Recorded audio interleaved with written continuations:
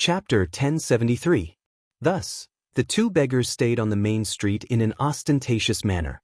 Of course, no one would know that they were the princess of the Japanese Empire, Junko, and the manager of the CIA in the Japanese Empire, Yoshiko, who had escaped from the Onion area.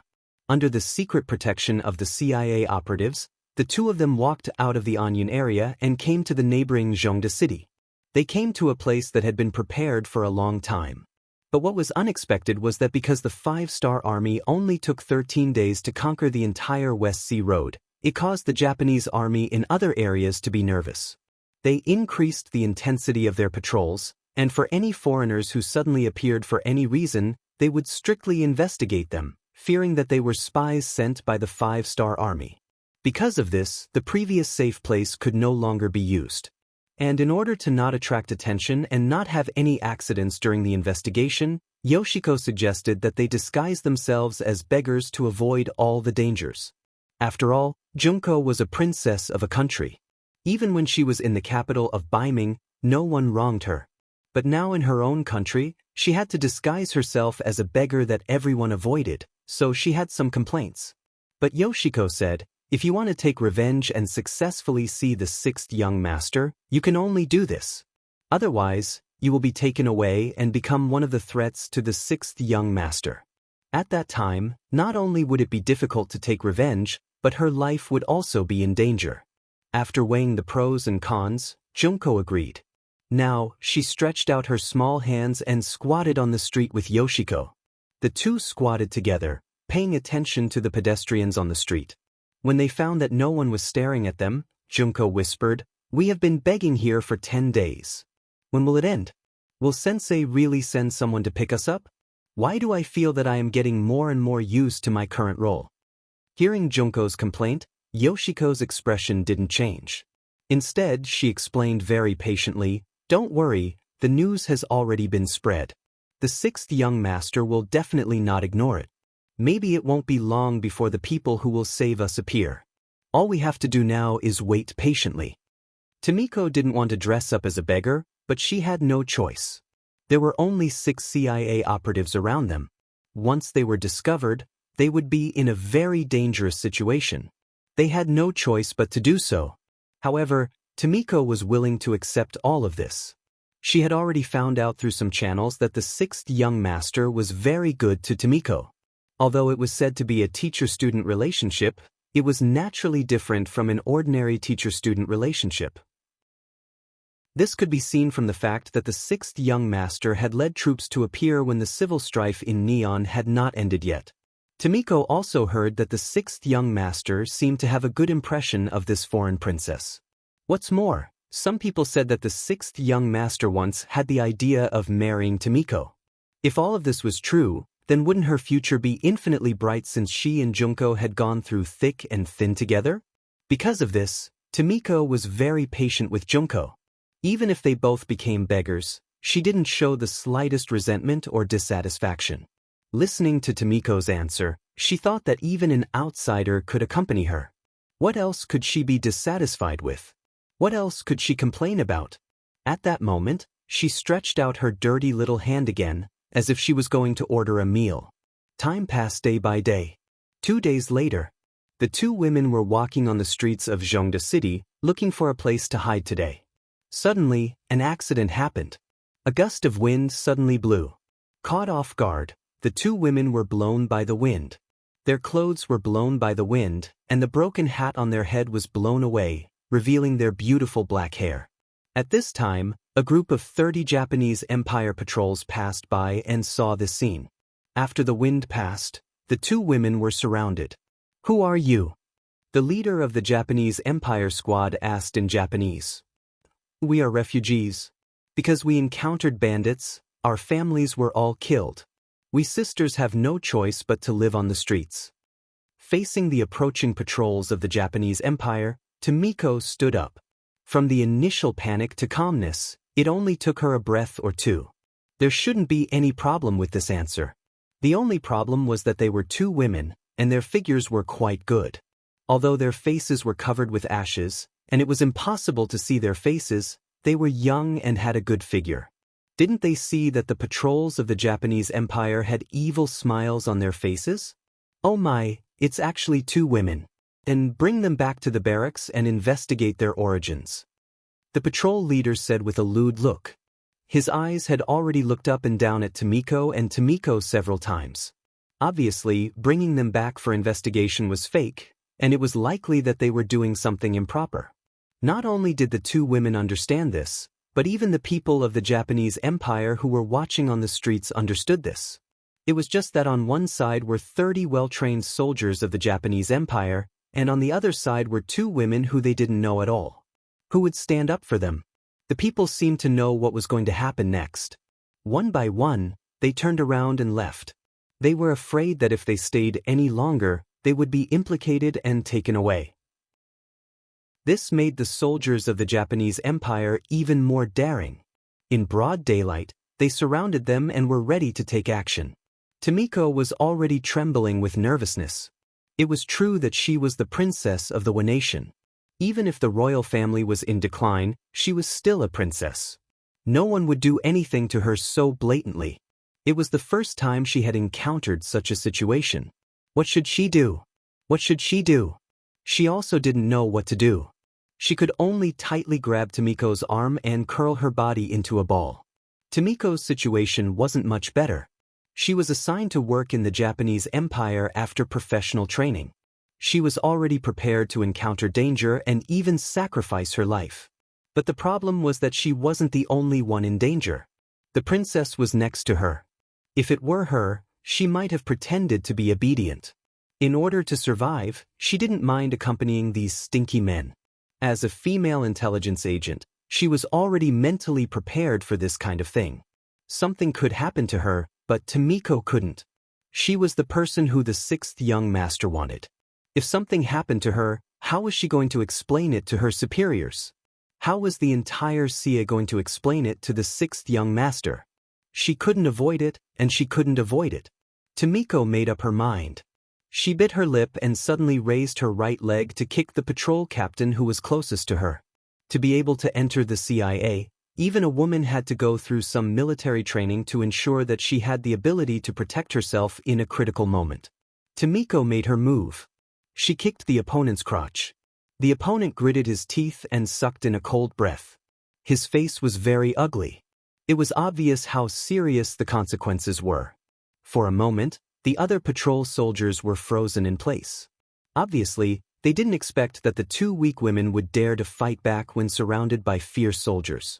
Could it be that they weren't as simple as ordinary beggars? Take them back. Another deputy captain was the first to come back to his senses. He took over the captain's position and gave the order. More than 20 patrolling soldiers agreed and prepared to besiege them. Then an accident happened. An arrow suddenly pierced through the air and hit the back of a Japanese Empire patrol soldier. The powerful force directly penetrated the soldier's body. The Japanese Empire soldier who fell to the ground still had a pained expression on his face. His mouth opened and closed as if he wanted to say something. Obviously, he wasn't completely dead yet. This scene also shocked the other Japanese Empire patrol soldiers.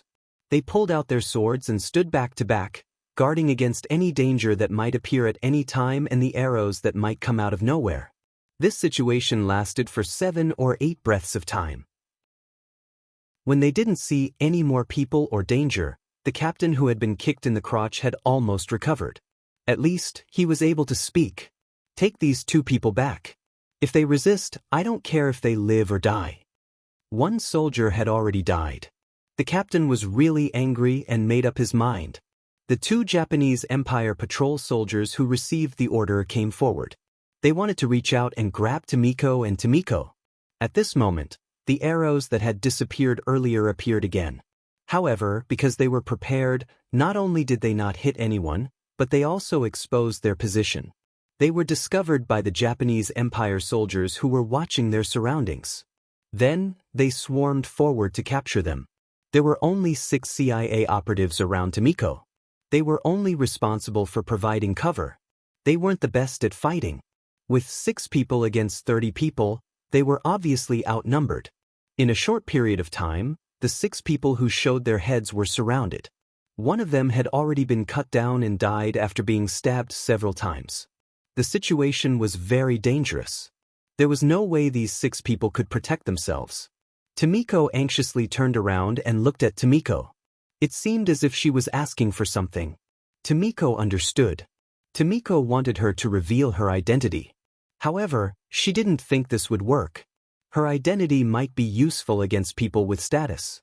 However, to ordinary Japanese Empire soldiers, she was no threat at all. The difference in status between the two sides was too great. Not only that, but she might also bring shame to the imperial family by revealing her identity. Once her identity as a princess was exposed and she was blasphemed by ordinary Japanese Empire soldiers, she wouldn't be able to rest in peace even if she died. Tomiko shook her head and refused Tomiko's suggestion to reveal her identity. Okay, then let's die together. At least we can be companions on the road to the afterlife. Tomiko's voice was a little sad. Then she became determined. When she came to carry out the mission, she had mentally prepared herself for this. Now that she was willing to die to protect Tomiko, she was sure that the 6th young master would treat her family well. It could be considered a worthy death. Chapter 1074. Let's fight. The broken bowl in Tomiko's hand flew out as she got into a fighting stance. She was determined to die to repay the kindness of the 6th young master and the 5th madam, Su Munair. Tomiko also threw the broken bowl in her hand. When she was in the Yang Family Academy, she did a lot of physical training. Although she didn't learn properly, she still had some strength. At this moment, she also had the idea of dying together with the enemy. She clenched her fists tightly. They're rebelling. Catch them. I want them to pay for all the torture. When the captain saw that the 2 women dared to clamor in front of him, he was furious. He had already decided to teach them a lesson. Even if the 2 of them died, he wouldn't let go of their corpses. The captain's eyes revealed a fierce look. All of this was seen by Tomiko and Tomiko. At the same time, they were also prepared to die. Not far away, only 2 of the 6 CIA operatives were left. One of them was seriously injured and looked like they were about to be wiped out. Tomiko, who had lost all hope, looked in the direction of Deming. At this moment, only Yang Chendong's handsome face flashed in her mind. Perhaps the only thing she did wrong was not staying by his side. Kill! Several Japanese Empire patrol soldiers took the lead. In order to prevent themselves from being taken advantage of, each of them even held a battle sword. They looked like they would really kill the 2 women if they didn't cooperate. With a shout, 2 Japanese Empire soldiers took the lead and rushed forward. 5 steps, 3 steps. They were getting closer and closer to Tomiko and Tomiko. The 2 women gritted their teeth and took a deep breath, preparing to meet the attack head-on. However, at this moment, the sound of air being pierced was heard again. Arrows were shot from afar and accurately hit the chests of the 2 Japanese Empire soldiers. The powerful force directly caused the 2 to scream and fall to the ground. The sudden change also stunned the other Japanese Empire soldiers. They didn't know what to do. Don't be afraid, we're here. With a shout, a tall and big King Kong appeared. Behind him and beside him were 30 Langya Special Forces members. In order not to attract attention, King Kong did not take a gun. Instead, he took a crossbow that was specially used by the Special Forces. This crossbow had a shooting range of 150 steps. At that time, it was already one of the most powerful cold weapons. The moment King Kong appeared, he fired the first arrow. The Special Forces members that he had brought with him also started firing their crossbows. For a moment, the sounds of arrows whizzing through the air could be heard incessantly. One after another, the patrolling soldiers of the Japanese Empire were shot and fell to the ground, dead. With the same number of people, the difference in combat power was like heaven and earth, bringing about different results. Retreat. Seeing the surrounding soldiers fall one by one, the patrol leader knew that things were not going well. He turned around and ran, wanting to go back and report. But just as he turned around, 2 arrows shot through his body at almost the same time, causing him to fall to the ground under the powerful inertia. With the captain dead, the rest of the soldiers were nothing to be afraid of. Just the arrows alone were enough to kill them. From the beginning to the end, the Langya Special Forces members did not have the slightest bit of close contact with the patrolling soldiers of the Japanese Empire. The outcome of the battle had been decided. In the blink of an eye, 30 patrolling soldiers were all dead. However, the remaining 2 members of the CIA operation team were safe and sound. This accurate archery shocked Junko. It also scared some of the brave citizens of the Japanese Empire who were watching the battle not far away. "Captain, do you want to kill them all?" Seeing that some of the citizens who were watching the battle had already screamed and fled in all directions, some of the team members were worried that they would go and report to the higher-ups. "No need." King Kong shook his head indifferently. His mission was to rescue Princess Junko and manager Yoshiko. Since his mission was completed, it was natural for him to retreat. As for whether or not someone would chase after him, he was not worried at all. In fact, he even had some desire. He had not used the gun behind him yet. He wanted to see if his body could withstand the hot bullets. "Pack up. Everyone retreat." The streets soon returned to calm. After waiting for about a quarter of an hour, a large number of Japanese army appeared. When the captain of the infantry saw that 30 of his companions had been killed by the arrows, he made the right decision. "Don't chase after them. I'm afraid that they have already run far away." It was not that they did not want to chase after them, but they could not chase after them at all. Otherwise, who knew if they would be able to come back alive? Weren't these 30 people lying on the ground without breathing a good example? Bomo City. It was close to the capital of the Japanese Empire, Ping in Beijing, which could be regarded as the southern gate of the country. In the back garden, the emperor and the empress, as well as their son, were walking on the street of Bomo City. Oda Nagamasa was defeated and killed. As the mastermind behind the bombing of the general's office, this time when they returned to the palace of Ping in Beijing, they were afraid that they would be directly put under house arrest. Fortunately, he and his daughter escaped. Once Junko found the king of martial arts of the Daming South, she might be able to put pressure on Ashikaga Yoshimasa to improve her treatment. The emperor of the Japanese Empire actually entrusted all of his future to his daughter. This was a kind of irony for the emperor of the Japanese Empire, who was extremely patriarchal. He had already thought that the future was very bad.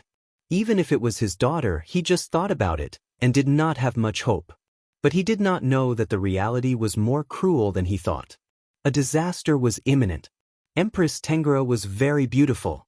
Whether the royal family had declined or not, after all, it was the face of the Japanese Empire. As the empress, it was necessary to be beautiful. Tengira was not only beautiful, but also had a kind of intellectual beauty. Sometimes, she would show a soft and feminine look.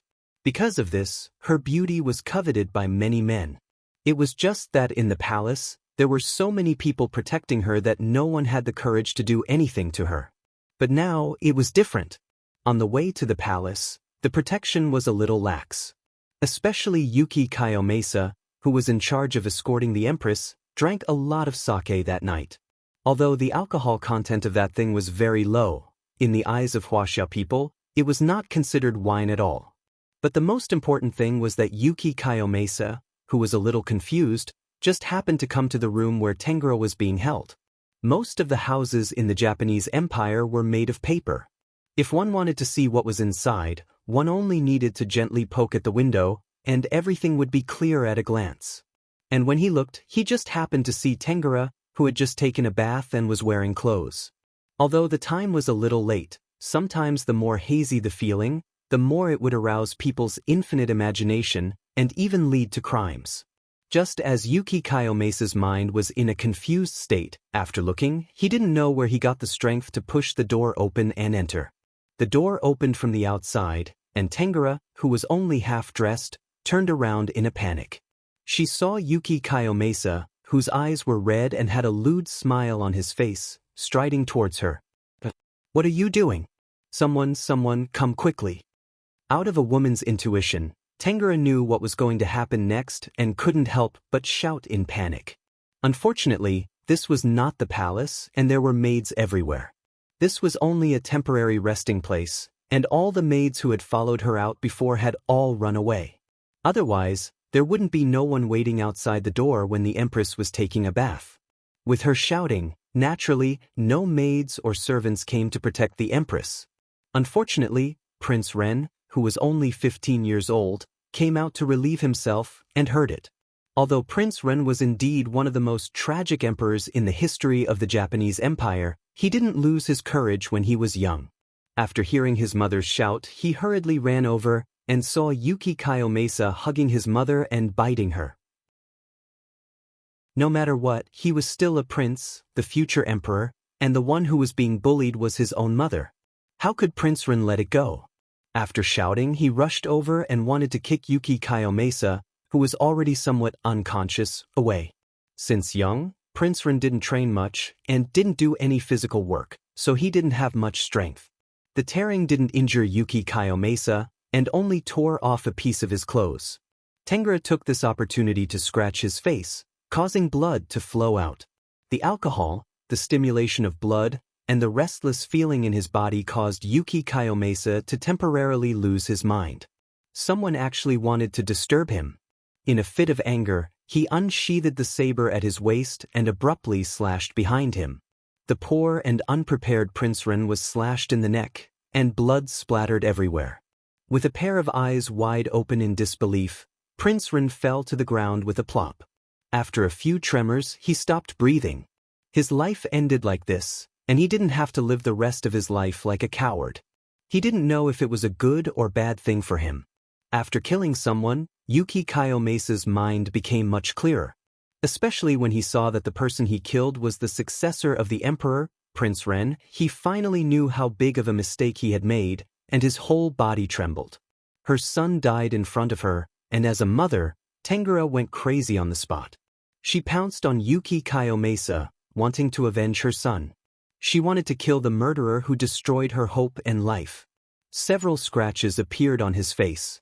At first, Yuki Kiyomasa tried to avoid them because of her identity, but after a long time, he was a little annoyed, and in anger, he stabbed forward with his sword. He originally wanted to scare this woman, but he didn't expect that Tengra would rush over when he stabbed her, and then. There was no then. After Prince Ren died, there was another corpse in the room. Ha ha. After a while, Yuki Kiyomasa looked up to the sky and laughed. He didn't expect that he would kill the empress and a prince just because he drank a little too much. Presumably, if this matter was spread out, he would definitely be punished severely. It was even possible that his family would be exterminated. Chapter 1075. Since this was the case, he might as well go all the way and kill them all. At this moment, Kazaki Kumi rushed to the place where the emperor rested. He only wanted to eliminate the root of the problem. Perhaps this was the only way for him to survive. Then, the Queen of Heaven died, Prince Ren died, and the emperor also died. They all died under Kazaki Kumi's blade. Then he called his soldiers to disguise the bodies of the three people. After the traces of a fight were left on the scene, the sky was already bright. Kazaki Kumi carefully thought about his words. After there were no loopholes, he wrote an urgent memorial and sent it to General Ashikaga Yoshimasa, who was commanding the battle on the battlefield. Of course, Kazaki Kumi would not admit that these three people were killed by him. He only said that someone wanted to kidnap them at night, and he led his soldiers to fight a hard battle. In the end, the people who rescued them escaped, but in the chaos, the emperor's family of three was killed. This big event, as the only relative of the three people who died, Princess Junko didn't know about it. After being rescued by King Kong and other members of the Wolf Fong Special Forces, they rushed all the way to Changmen Prefecture. Along the way, they encountered several enemy encirclements, and one of them was a ninja team, but under the protection of King Kong and others, they all passed through safely. Half a month later, they finally broke through the layers of obstacles and came to Changmen Prefecture. They came to the front gate of the 5-star Army's barracks. Let's go to see the 6th young master. After Tomiko saw the 5-star Army's flag hanging high in the barracks, the long-time pressure finally completely relaxed at this moment, and then she proposed her idea to Tomiko. Can I wash first? Tomiko didn't immediately agree, but said shyly. Tomiko noticed that Tomiko's face was dirty. How could she let the 6th young master see this? She immediately smiled and said, Of course. I will have to trouble Captain King Kong. Follow me. King Kong nodded solemnly and led the two of them to the barracks. In the main tent, Yang Chendong already knew that Junko had returned safely, but there was no smile on his face. Because of the news that the Japanese Empire's emperor and his family of 3 had been killed, Yes Hen was brought back by Tai Hu, the leader of the Langya Special Forces. When King Kong was sent to Zhongda City to rescue Junko, Tai Hu was also ordered to go to Ping and Beijing to rescue the emperor of the Japanese Empire. Yang Chendong had already made arrangements for the future of the emperor's family, which was to leave the Japanese Empire and go to a place where no one knew their identity to enjoy the rest of their lives. In the end, Yang Chendong still couldn't bear to make the decision to kill them. However, he also wouldn't allow some people to interfere with his matters. The final decision was to get the emperor's family out of here. But the plan couldn't keep up with the changes. When Tai Hu and the others rushed all the way to the Bomo area, they had already received the news that the emperor's family of 3 had been killed. Tai Hu didn't believe it, but carried out an investigation. They caught one of the 9 demon soldiers, who was responsible for cleaning up the battlefield, and then learned the whole story. Everything that happened was somewhat beyond Yang Chendong's expectation. But overall, it was a good thing because it relieved some of Yang Chendong's worries and gave him the most honorable reason to send troops to the Japanese Empire. But Junko came back. How could he explain all this to her? But Yoshiko came back with her. Yang Chendong finally decided to leave the matter to others. He really didn't want to see Junko's sad face. Send someone to call Yoshiko. I have something to say to her. King Kong's ability was not bad. Even in the wartime military camp, he still found a bathtub and asked someone to boil enough hot water. Junko was able to wash herself from head to toe, and then changed into the new clothes that had been prepared for her. Then Yoshiko came, and as soon as she appeared, her eyes were red. Obviously she had cried. Speaking of which, when she was in the palace of Ping in Beijing, the emperor's family was also good to her, so she had some feelings for them. Junko! Seeing Princess Junko, who had just bathed and revealed her peerless face, Yoshiko's eyes were red again, and tears flowed out uncontrollably. After a while, there was another heart-wrenching cry from the big tent. The sky was dotted with stars, and after a day of fighting, everything returned to calm. Junko was also calm, and she was accompanied by Yoshiko, walking out of a big tent. Just now, she saw the soldier of the 9 demons, who used to be a guard in the palace, so Junko knew him. From the mouth of this person, Junko knew the whole story, but she had already cried for an afternoon, and her tears had dried up, so she didn't cry anymore. After coming out of the big tent, the silence was somewhat frightening. Where is Sensei's tent? Please take me there. Looking at Captain King Kong accompanying her, Junko asked. In the main tent, Yang Chendong was still looking at the sand table in front of him, thinking about the next military plan. There was a sound of footsteps outside the door, and Beta Persei came in. Young master, Princess Junko is here, and she wants to see you. Yang Chendong did not answer immediately. He first let out a sigh. He knew that what should come would eventually come. Well, bring her in. No one else is allowed to enter without orders. Yes. Beta Persei agreed and stepped back. Junko, who looked a little haggard, then walked into the big tent. The main tent was lit with candles, and when the candles reflected on people's faces, it could show the most beautiful side. It was like looking at a beauty under the moon, and the more you looked, the more beautiful she became. Especially at this moment, Junko's eyes were filled with tears, which gave people a delicate feeling. Sensei! Junko. At this moment, their eyes focused together. Perhaps it was because he hadn't touched a woman since the war, or perhaps it was because of Junko's influence in his heart, but at this moment, when Yang Chendong looked at Junko, he had a different feeling. Especially when their eyes were intertwined. At first glance, she was like a pear blossom with spring rain. At first glance, she was like west shining water by 3 points. At first glance, she was more like a beauty that shamed the moon. At first glance, Sensei. Junko threw herself into Yang Chendong's arms, and tears flowed out uncontrollably. Sensei, Junko has no relatives. Junko is very pitiful. Junko, Don't worry, I will be your family from now on. Yang Chendong said, lowered his head, and wanted to wipe the tears on Junko's face. But what greeted him was warm lips, and Junko took the initiative to lean over. Junko, who had just found her family, found a sense of security, and was no longer tied down by her family. Her heart was at its softest, and at this moment, she decided to let go of herself and not suppress her feelings for Yang Chendong. In the face of a beauty taking the initiative to throw herself into his arms, Yang Chendong had no intention to refuse. Although he was taking advantage of her, if he refused, he was afraid that it would only hurt Junko's heart. At this moment, he increased the strength in his hands, and after a while, he picked Junko up by the waist and walked straight to the big bed in the inner room of the main tent. Thunder stirred up the earth fire. Outside the main tent, Beta Persei signaled with his eyes, and all the long way retreated 20 meters, clearing the entire tent. After a night of spring rain, Yang Chendong got up from the bed energetically. He didn't disturb Junko, who was sleeping. Fleeing all the way, and then hearing the news of the death of her parents and brother, she had suffered too much and should have a good rest. He took the initiative to walk out of the tent and received the generals outside. First, he met with the commander of the 1st Division, 2nd Division, and 3rd Division. After listening to today's battle plan, he approved it. After watching the 3 division commanders leave, Yang Chendong waved to Division Commander Tian Hu, Commander Su He, and Division Commander Su Ku of the 1st Reserve Division. Come here and discuss the next step of the battle plan. 6th Young Master, are we finally ready to fight? Hearing Yang Chendong's call, the 3 generals were excited. Yang Chendong nodded. After 20 days of stalemate, both sides had suffered losses. The original 60,000 soldiers of the Alien Alliance had been replenished twice in a row.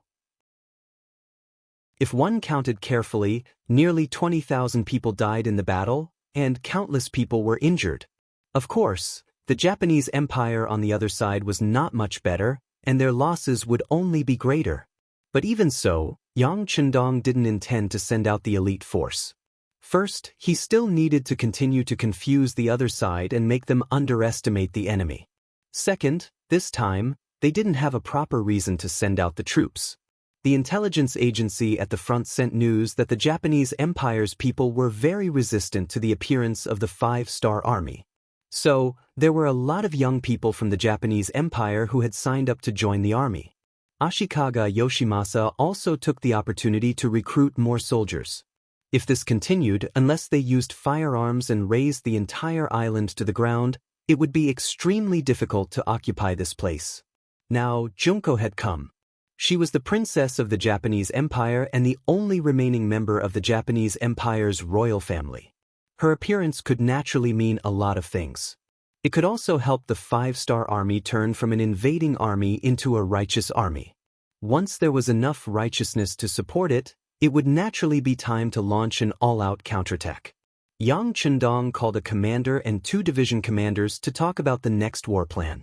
He wanted to make all the preparations in advance. Late in the morning, Junko slowly opened her eyes.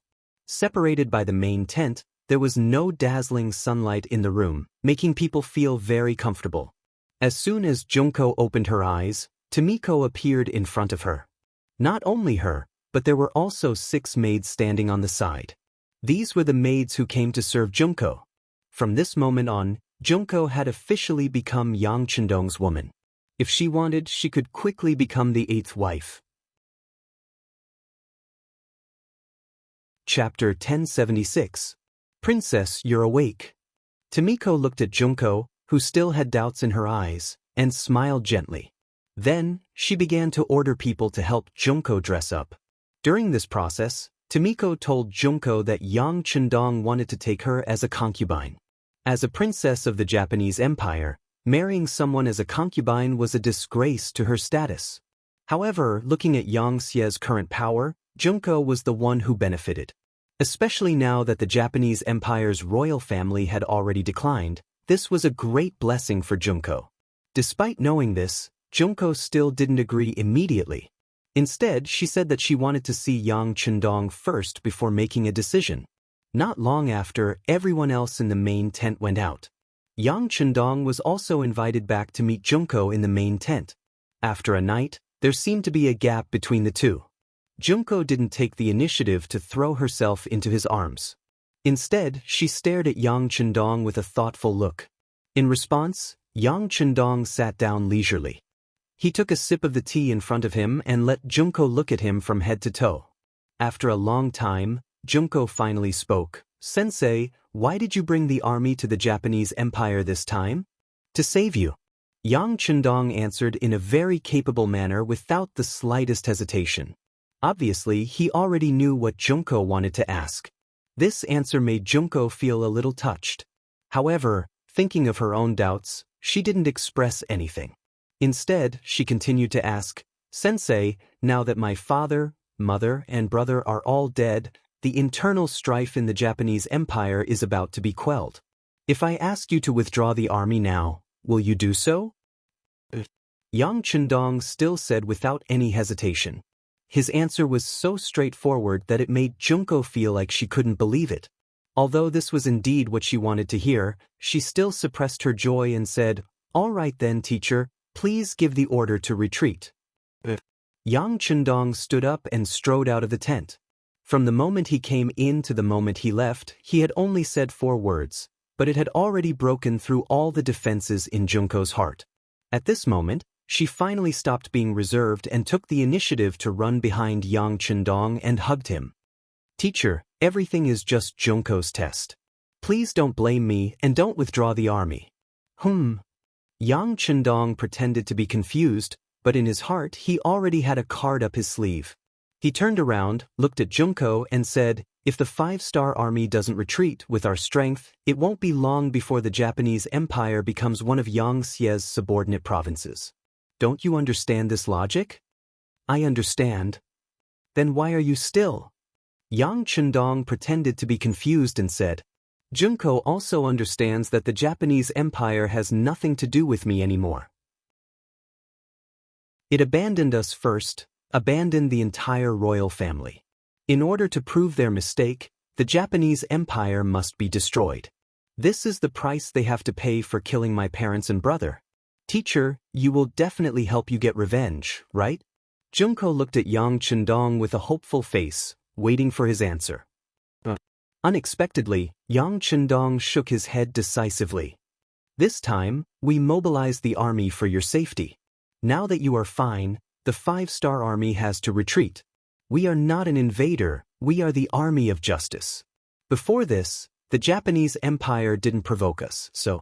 At first, when Yang Chendong said that they could retreat, Junko was still a little doubtful. But now, what he said made her even more determined.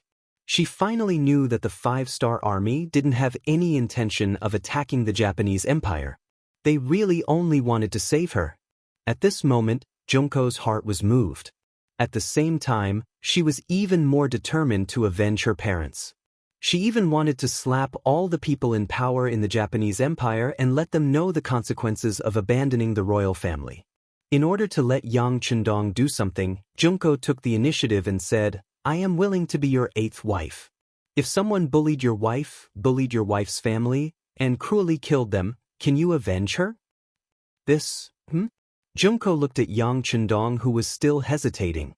She gently pulled his arm like a spoiled child.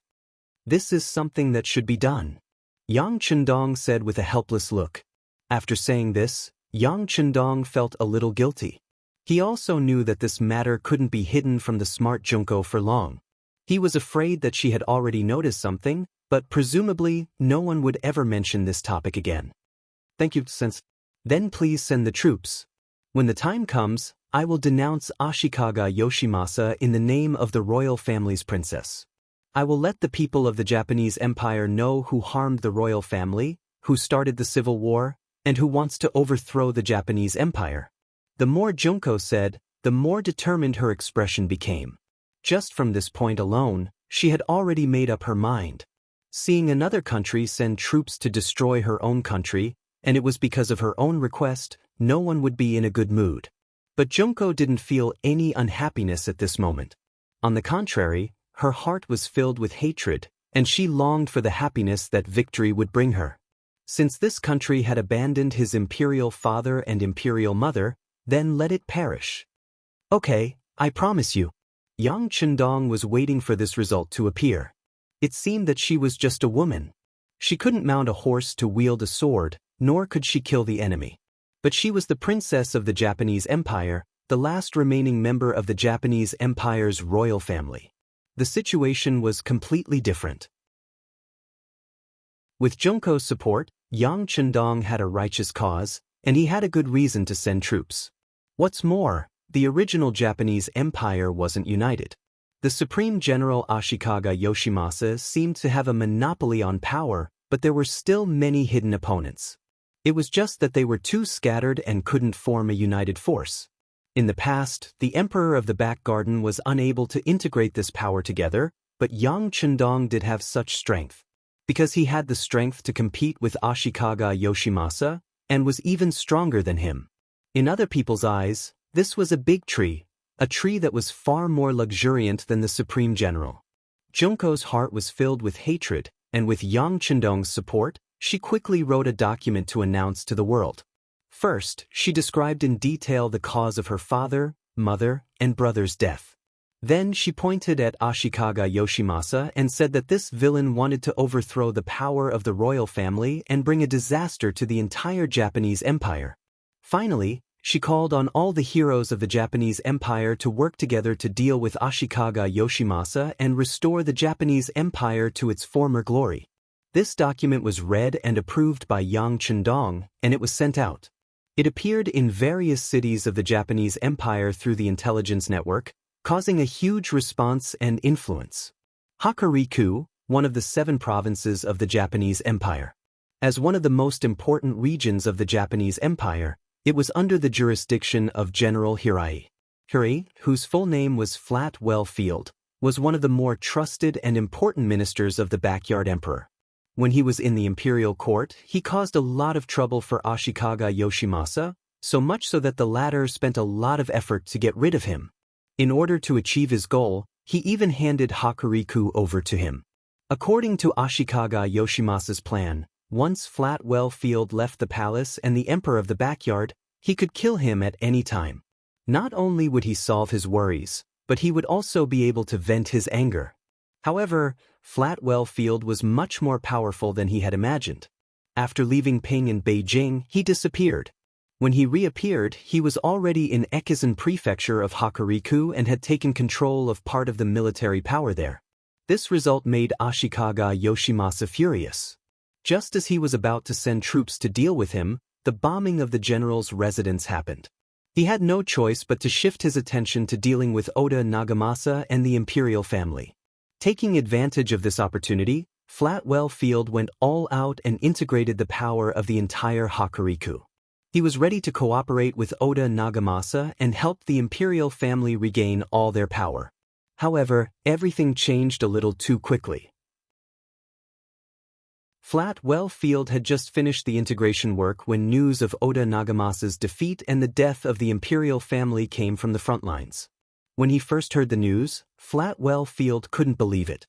When he found out that it was true and not fake news deliberately spread by someone, he couldn't stop crying.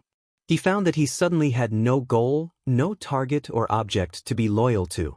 Flatwell Field was a very thoughtful and capable person. Usually, such a person would be able to see the most crucial point in a chaotic situation and make the right choice. It was because of this ability that he couldn't stop crying. In his eyes, without the imperial family, there was no one in the Japanese Empire who could suppress General Ashikaga Yoshimasa.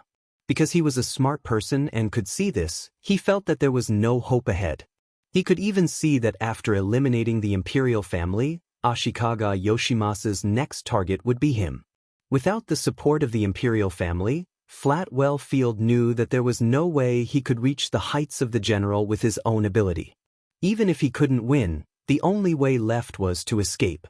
Fortunately, he had led his troops to conquer Noden Prefecture. Behind it was the vast ocean, which was his escape route. Flatwell Field withdrew his troops and stockpiled food and money. He was ready to retreat at any time. It was at this time that the letter written by Junko announced to the world that the last member of the royal family, the last hope, spoke in her unique voice. When Junko's letter suddenly appeared on the street after one night, Flatwell Field, who was ready to retreat, saw hope again. After shouting, "God has eyes," in his mansion, he gathered all his important subordinates. He decided to cooperate with Junko to deal a heavy blow to Ashikaga Yoshimasa. As long as there was a way to survive, no one would choose to leave their home. As long as there was a little hope of victory, everyone would want to fight. Flatwell Field was such a person. Chapter 1077. In the entire Japanese Empire, Flatwell Field wasn't the only one. Some of them were targeted by Ashikaga Yoshimasa and could be retaliated against at any time. Some didn't like the Supreme General and would look for an opportunity to stab him in the back. Some had the same ambition and knew that only by eliminating Ashikaga Yoshimasa would they have a chance to succeed. No matter what kind of thoughts they had, Ashikaga Yoshimasa, who was too powerful, had obviously become the target of many people's hidden attacks. Especially when Princess Junko's document was released, it gave these people a suitable excuse. Soon, the anti-Supreme General's forces began to appear everywhere, and the situation took a major turn. Flatwell Field of Hokuriku was the first to respond. Under the leadership of Princess Junko, he gathered 80,000 troops in Ekizen Prefecture and acted as if they were going to attack Ashikaga Yoshimasa's lair from Ping in Beijing. Everything was afraid of someone taking the lead. Flatwell Field's actions quickly received responses from everywhere. For a time, the Japanese Empire was filled with anti-Supreme General voices. The people of the Japanese Empire were also confused because of all these voices. Originally, the Supreme General's name was very well known in the hearts of the people. In addition, the Emperor of the Backyard, who was threatened, had publicly said more than once that the Japanese Empire was where it was today because of the Supreme General. This caused some people who didn't know the truth to believe in Ashikaga Yoshimasa. This was also the reason why when the five-star army suddenly appeared, Ashikaga Yoshimasa raised his arms and called for enlistment in the name of the Supreme General. That was because everyone believed in him.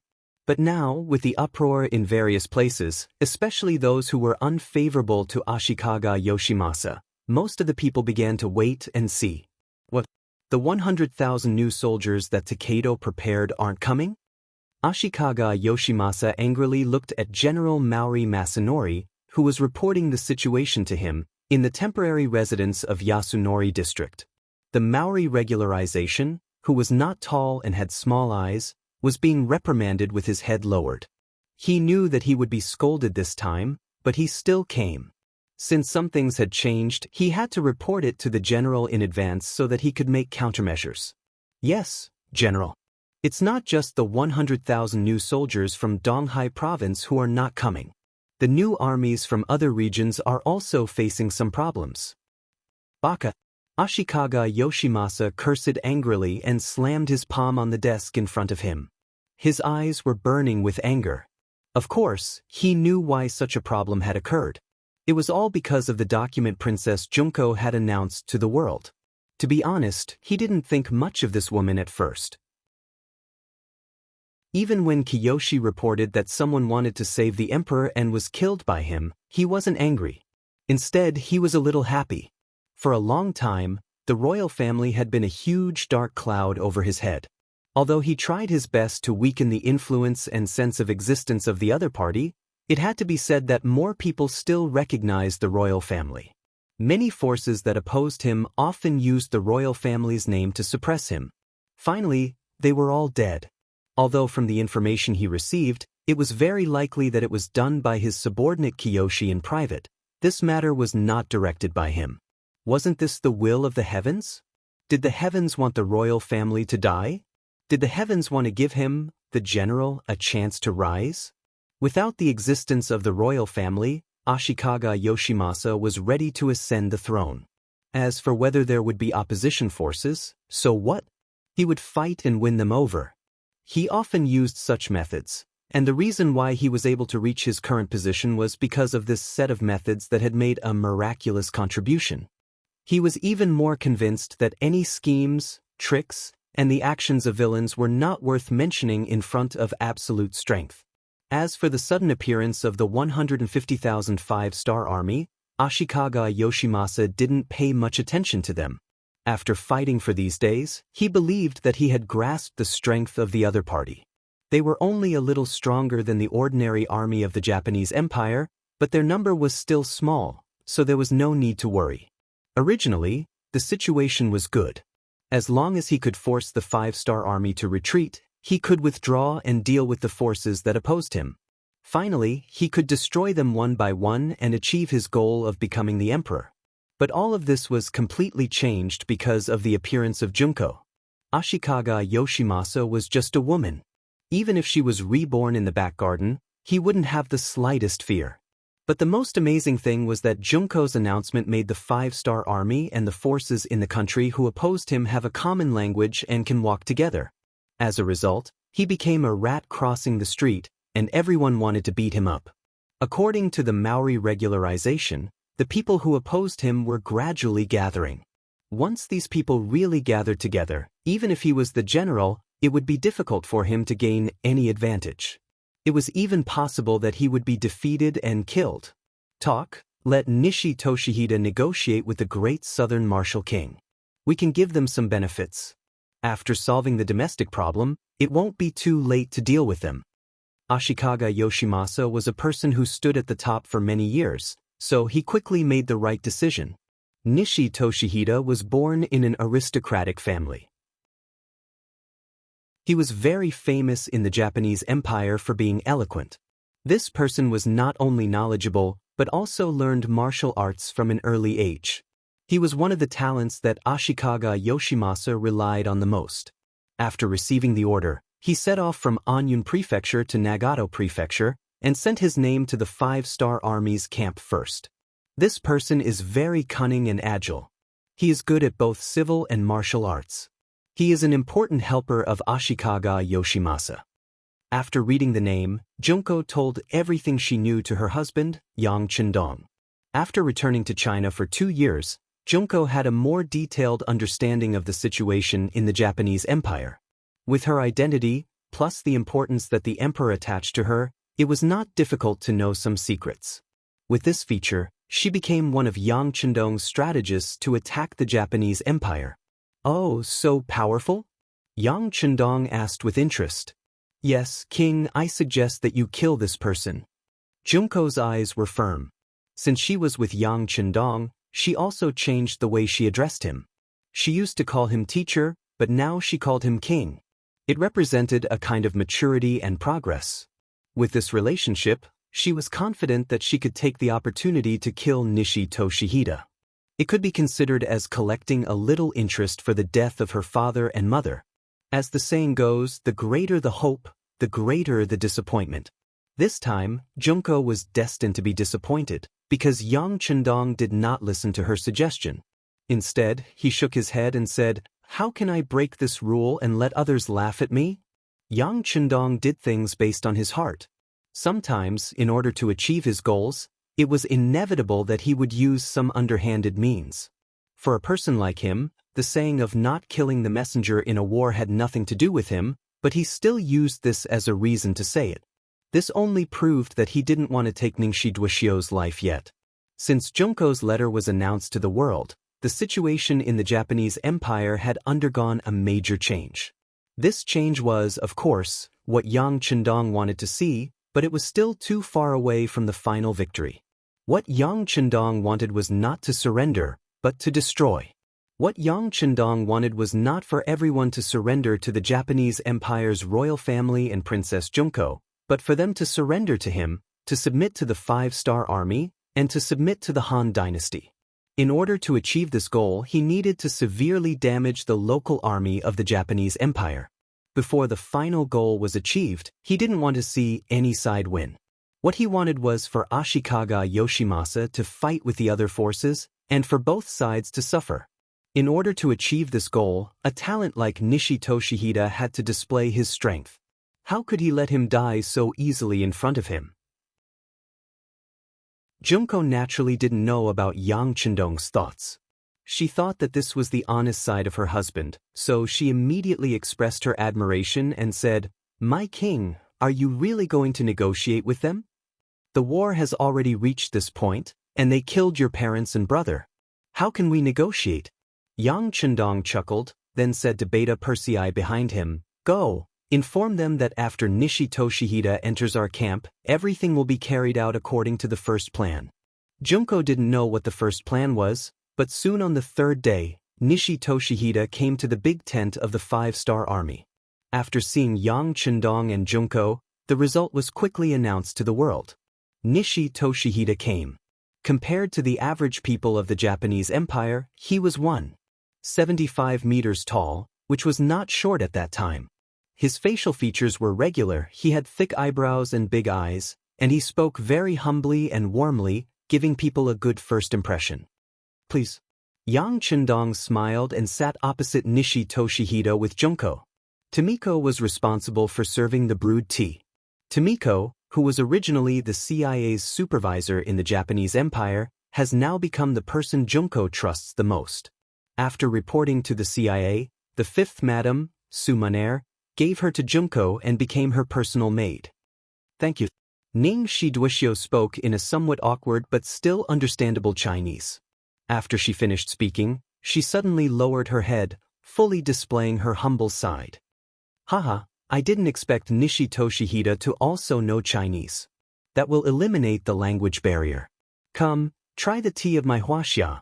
This is a good tea before the Ming dynasty. Yang Chendong had a smile on his face, looking harmless to humans and animals. The meeting between the two sides was carried out in such a peaceful atmosphere.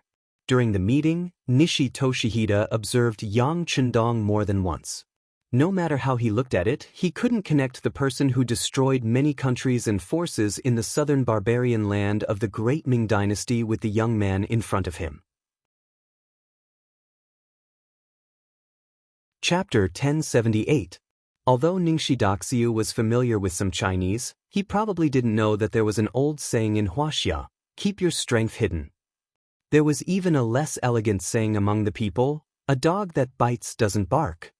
Just as the two sides were negotiating, the 5-star army had already implemented the first set of plans and was in the process of implementing them. To Yang Chendong, there really wasn't much to talk about with the Japanese Empire. Thinking about the various things that would happen in the future, in order to prevent the painful scenes of the people of Huaxia from happening again, he felt that it was necessary for him to resolve some problems in advance. In the large tent, the tea drinking continued. It seemed that both sides had no intention of immediately entering into negotiations. Of course, Ningshi Daxia took the initiative to bring it up a few times, but it was all resolved by Yang Chendong. It was as if they were really reminiscing about the past, even though there was nothing to talk about. Outside the large tent, or rather, outside the main tent, the world's 1st Cavalry Division, the Grassland's new army, and the 1st Reserve Division had all set out, charging straight towards the Japanese Empire's army.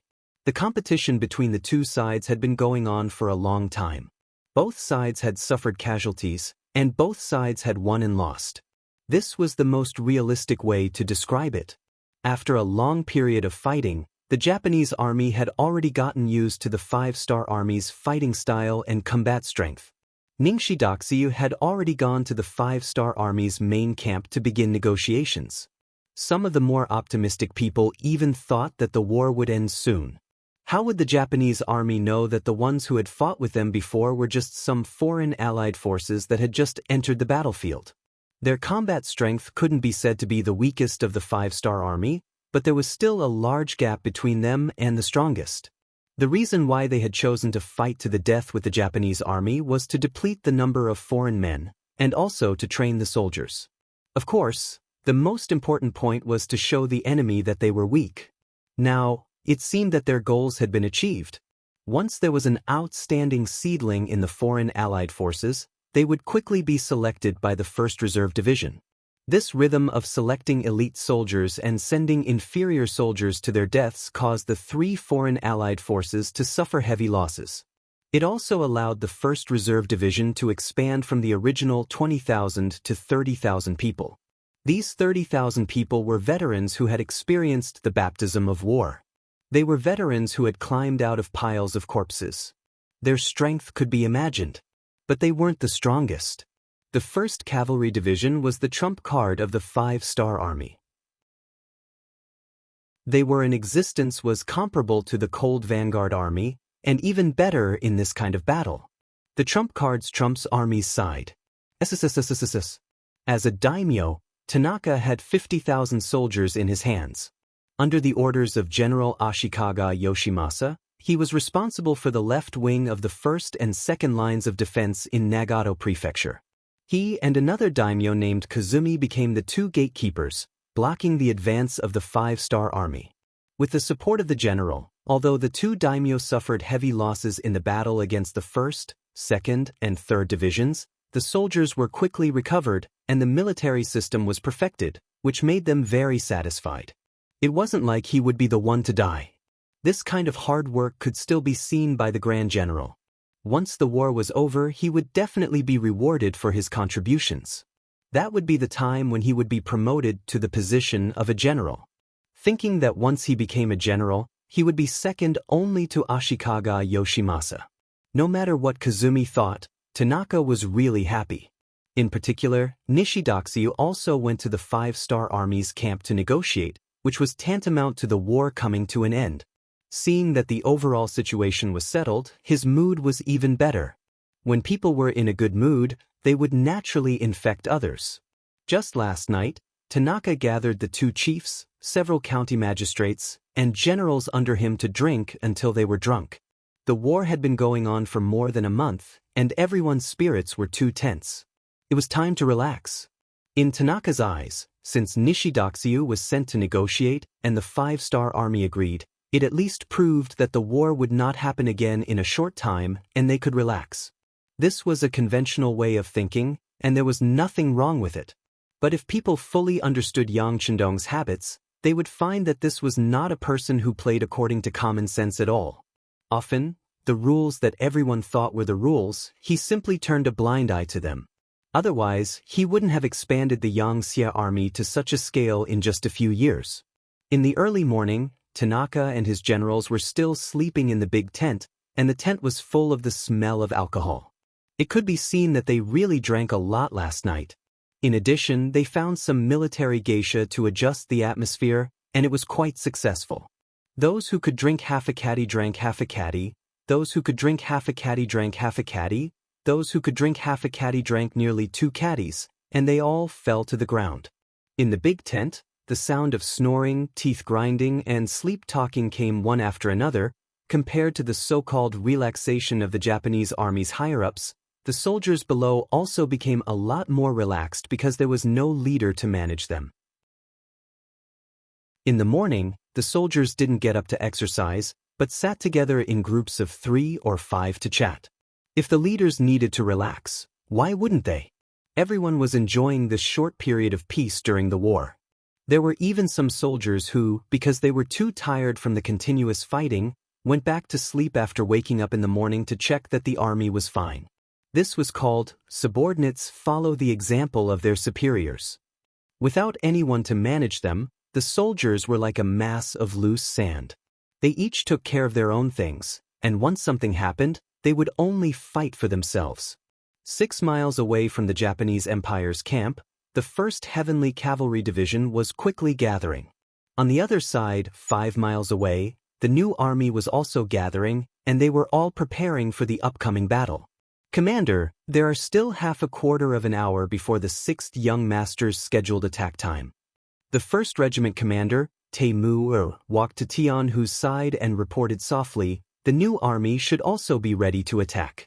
I heard that they are very excited and are preparing to fight a good battle to steal the limelight of our 1st Heavenly Cavalry Division. Tianhu didn't take Tae-mu's words to heart. Instead, he said something very proud. How can the limelight of our 1st Cavalry Division be suppressed by others? Seeing how confident his commander was, Tae-mu laughed. Strictly speaking, Tae-mu had joined the 5-star army earlier than Tianhu. When he was fighting on horseback, Tianhu was still a good student in the Yang Family Academy. However, he wasn't unhappy that he was able to become a regiment commander under Tianhu's command. It was all because he was convinced. Whether it was horseback riding, control of the battlefield, or commanding an army, Temu didn't think that he was better than Tianhu. For example, some of the orders given by the higher-ups. Why didn't they attack in the middle of the night or at daybreak? Why did it have to be at daybreak when the enemy should have woken up before attacking? What was the reason for all of this? Why did the sixth young master give such an order? To be honest, Temu didn't understand. If he was the commander of a regiment, he would definitely ask why. However, Tianhu didn't. The one who sent the order was Beta Persei. He only said that it was the sixth young master's order and Tian who carried it out unconditionally. He was at the scene when this happened. Just based on this calmness, it wasn't something he could compare to. Tian who was indeed smart. This had to do with his background as a student of the Yang Family Academy. Because he learned from Yang Chendong, he could understand more of Yang Chendong's intentions in many matters. For example, he had his own unique views on the timing of the attack this time. In his opinion, this should be Yang Chendong's intention to defeat the enemy fair and square. Through this battle, he could show the elite and powerful side of the five-star army and achieve the purpose of intimidating the enemy. Of course, there was another advantage to fighting during the day. It would be easier to capture more captives. After all, vision was not good in the dark and it was too chaotic. It was very easy for deserters to escape. This idea was indeed correct. Yang Chendong did have such an idea. He wanted to defeat the Japanese army in broad daylight on the battlefield and use this to build the five-star army. Once the elites were deployed, they would be invincible in the world. When the defeated Japanese army saw this scene with their own eyes, word of mouth spread. Presumably, when the name of the five-star army was mentioned in the future, everyone would tremble from the bottom of their souls. If he wanted to achieve his goal, it was impossible to do it in the dark. The light was not good, and it was impossible to see what was happening. It was also impossible to do it when it was just dawn. Most people were still in a confused state and could not make a clear judgment. However, it was different after daybreak. Everyone was up and could make a clear judgment. As for whether this would bring some pressure to the 1st Cavalry Division and the new army, Yang Chendong really did not think that it would be a problem. Needless to say, the 1st Cavalry Division was invincible. It was not an exaggeration to say that they were invincible. It was common for them to win with fewer people, especially after the Japanese army had adapted to the attack rhythm of the Foreign Alliance's C-rank army. It would be strange if the A-rank army did not suddenly appear and cause the enemy to panic. As for the new army, their combat strength was a bit weaker. If they were not cavalry, they would not be ranked as the army closest to the A-rank army. However, they had more people and more horses. Once the 30,000-strong cavalry launched an attack, just the aura they exuded was unstoppable. No one could match them.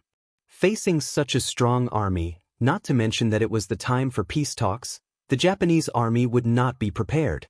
Even if the enemy was prepared, so what? Yang Chendong was also confident that he could kill the enemy. One would throw away their armor, and the other would be utterly defeated. The five-star army did indeed have such strength. All of this was not because Yang Chendong was arrogant. It was the result of battle after battle. Chapter 1079. While the 1st Cavalry Division was quickly assembling, the new army wasn't idle either. Commander Su He was mobilizing the troops according to the plan, and he had basically completed it. At this moment, he was looking ahead, as if he could see through the distance of several miles and see the Japanese army's camp. In the past, Su He and Tian who had competed for the position of commander of the 1st Cavalry Division. But later, he gave up.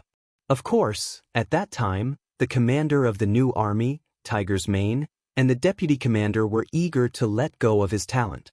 But more importantly, he himself understood that he was born as a surrendered general, and Tian who was the student of the 6th young master. He had already lost at the starting line. For a sharp blade like the 1st Cavalry Division, even the 6th young master, who had always been fair and just, would not easily hand it over to others. It was even more unlikely that he would hand it over to a fallen general like himself. After thinking things through, Su He took the initiative to give up, and sure enough, he gained the favor of Yang Chendong, which was why he was now the commander of the new army. But without the current commander of the 1st Cavalry Division, he had always believed that it wasn't because he was inferior, but because of his background and environment. In order to prove himself, he had thought more than once about competing with Tianhu. He wanted to use reality to tell everyone that he was not inferior to Tianhu and was even stronger than him. Today was an opportunity. The new army and the 1st Cavalry Division were attacking the 2 wings of the Japanese army. Although in terms of combat power, the 1st Cavalry Division was indeed much stronger than the new army, and even the first established new army was no match for it. But with the advantage of numbers, he might still have a chance. Commander Ku, inform everyone to be in their best condition. We want the enemy to unconsciously feel weak and afraid when they hear the name of the new army. He called Kulu, the commander of the 1st Cavalry Division, and ordered, "Yes, please rest assured. These days, everyone has been holding back their energy." Kulu said solemnly. In addition to being the vanguard in the first battle and capturing Tsushima Island, the new army rarely made any big moves, especially when facing the Japanese army in Changmen Prefecture. They had been watching the performance of the 3 foreign armies, and the brothers had been holding back. This was such a good opportunity to make a contribution, but they had no chance to participate. If the 1st Cavalry Division and the 1st Reserve Division weren't watching the show like them, some people would have expressed their dissatisfaction. Now that the opportunity had finally appeared, Kulu was of course very excited.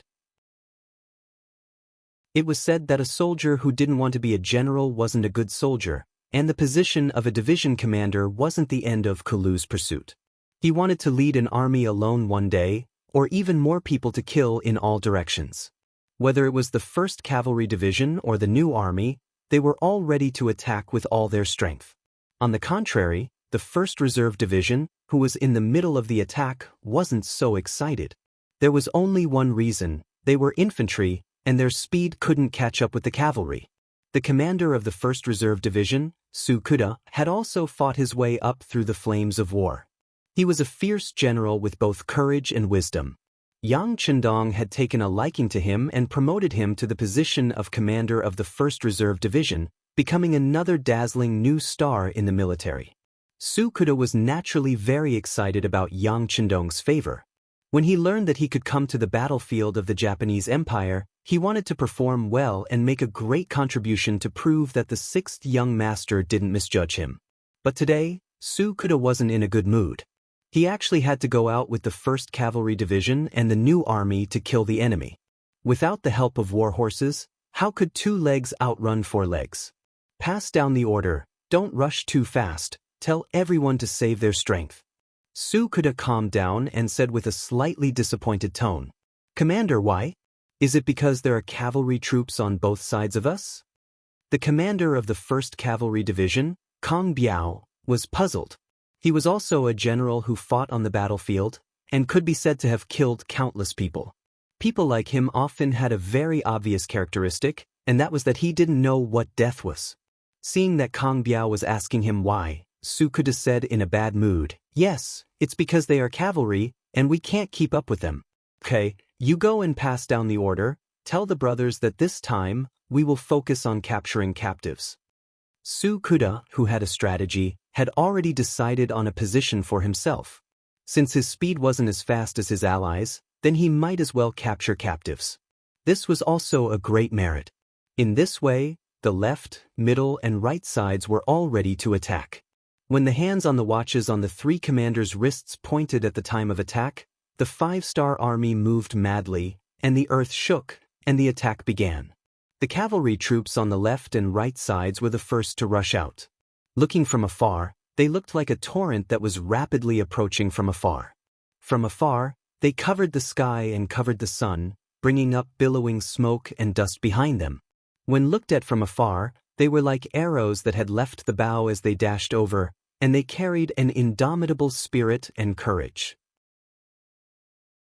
From afar, their murderous aura filled the sky, giving people a feeling that they couldn't resist. The movement of the cavalry troops quickly attracted the attention of the opposite Japanese army. The moment the ground started to shake, some of the experienced veterans of the Japanese Empire quickly stood up. They first looked into the distance, wanting to see what had caused such a big movement. Then they got what they wanted. When they saw the countless cavalry troops in the distance, and the bright 5-star flag, their faces changed from curiosity to panic and then to horror. Some of them were already trembling, some stood there stupidly, some turned around to get their weapons, and some couldn't help but retreat. They were ready to find a way to escape. In order to let the Japanese army have their own self-confidence, the higher-ups of the army suppressed the news that there was a large number of cavalry troops in the 5-star army. They only told them that the number of cavalry troops in the 5-star army was limited, and they wouldn't be able to play any role in such a big battle, so there was no need to worry. Originally, they didn't want to cause too much pressure on their own soldiers, but when the cavalry troops appeared, there was a huge contrast between what they understood and what they saw in reality. When they saw that the cavalry troops of the 5-star army were not a small group, but endless, the Japanese army was already in chaos. "Hold on, archers, prepare to shoot, the rest of you prepare to stop the horses." The daimyo on the left side, Kazumi Kamikaze, was somewhat calm. Seeing the cavalry of the 5-star army getting closer and closer, he hurriedly gave the order. Although he didn't know what effect this would have, he couldn't take the lead to escape, right? As long as we can stop the cavalry's speed, we can wear them down. As if to encourage himself, and as if to give confidence to the soldiers below, Kazumi Kamikaze shouted loudly and issued the order. If Kazumi Kamikaze was a qualified commander, then Tanaka, who was guarding the right side, was too unprofessional. At this moment, he was still sleeping in the big tent, so when the soldiers below came to call him, he still didn't open his eyes. "Get some cold water, go." It was Tanaka's confidant, and he was also one of his subordinates, so he had no choice but to order the soldiers. A bucket of cold water was quickly brought, then poured on Tanaka's body. Tanaka was stimulated by the cold water and finally woke up. When he saw that all of this was caused by his own soldiers, he was so angry that he raised his hand and slapped the elder, then he shouted angrily, "Baka!" After the elder slapped him, he lowered his head, but soon he raised his head again and said, "The 5-star army has launched an attack, and they are using countless cavalry troops. Let's run." "What?" Originally, he wanted to fiercely reprimand these daring soldiers, but when he heard the elder's words, he swallowed the words he wanted to say. He wanted to ask what was going on, and whether he had heard wrongly, but then he felt the ground tremble, and then he rushed out of the big tent without caring about anything else. Then he saw the figures of the 5-star army cavalry in front of him. Using this short period of time, the 1st Cavalry Division that was attacking them was already in front of them, and Teamer's troops charging at the front were even fighting with some of the Japanese army's vanguards. Without a unified command, even the arrows that were shot were scattered, and Tion, who led the cavalry of the 1st Cavalry Division to the front of the Japanese Empire's military camp without any obstacles, and began their crazy killing journey.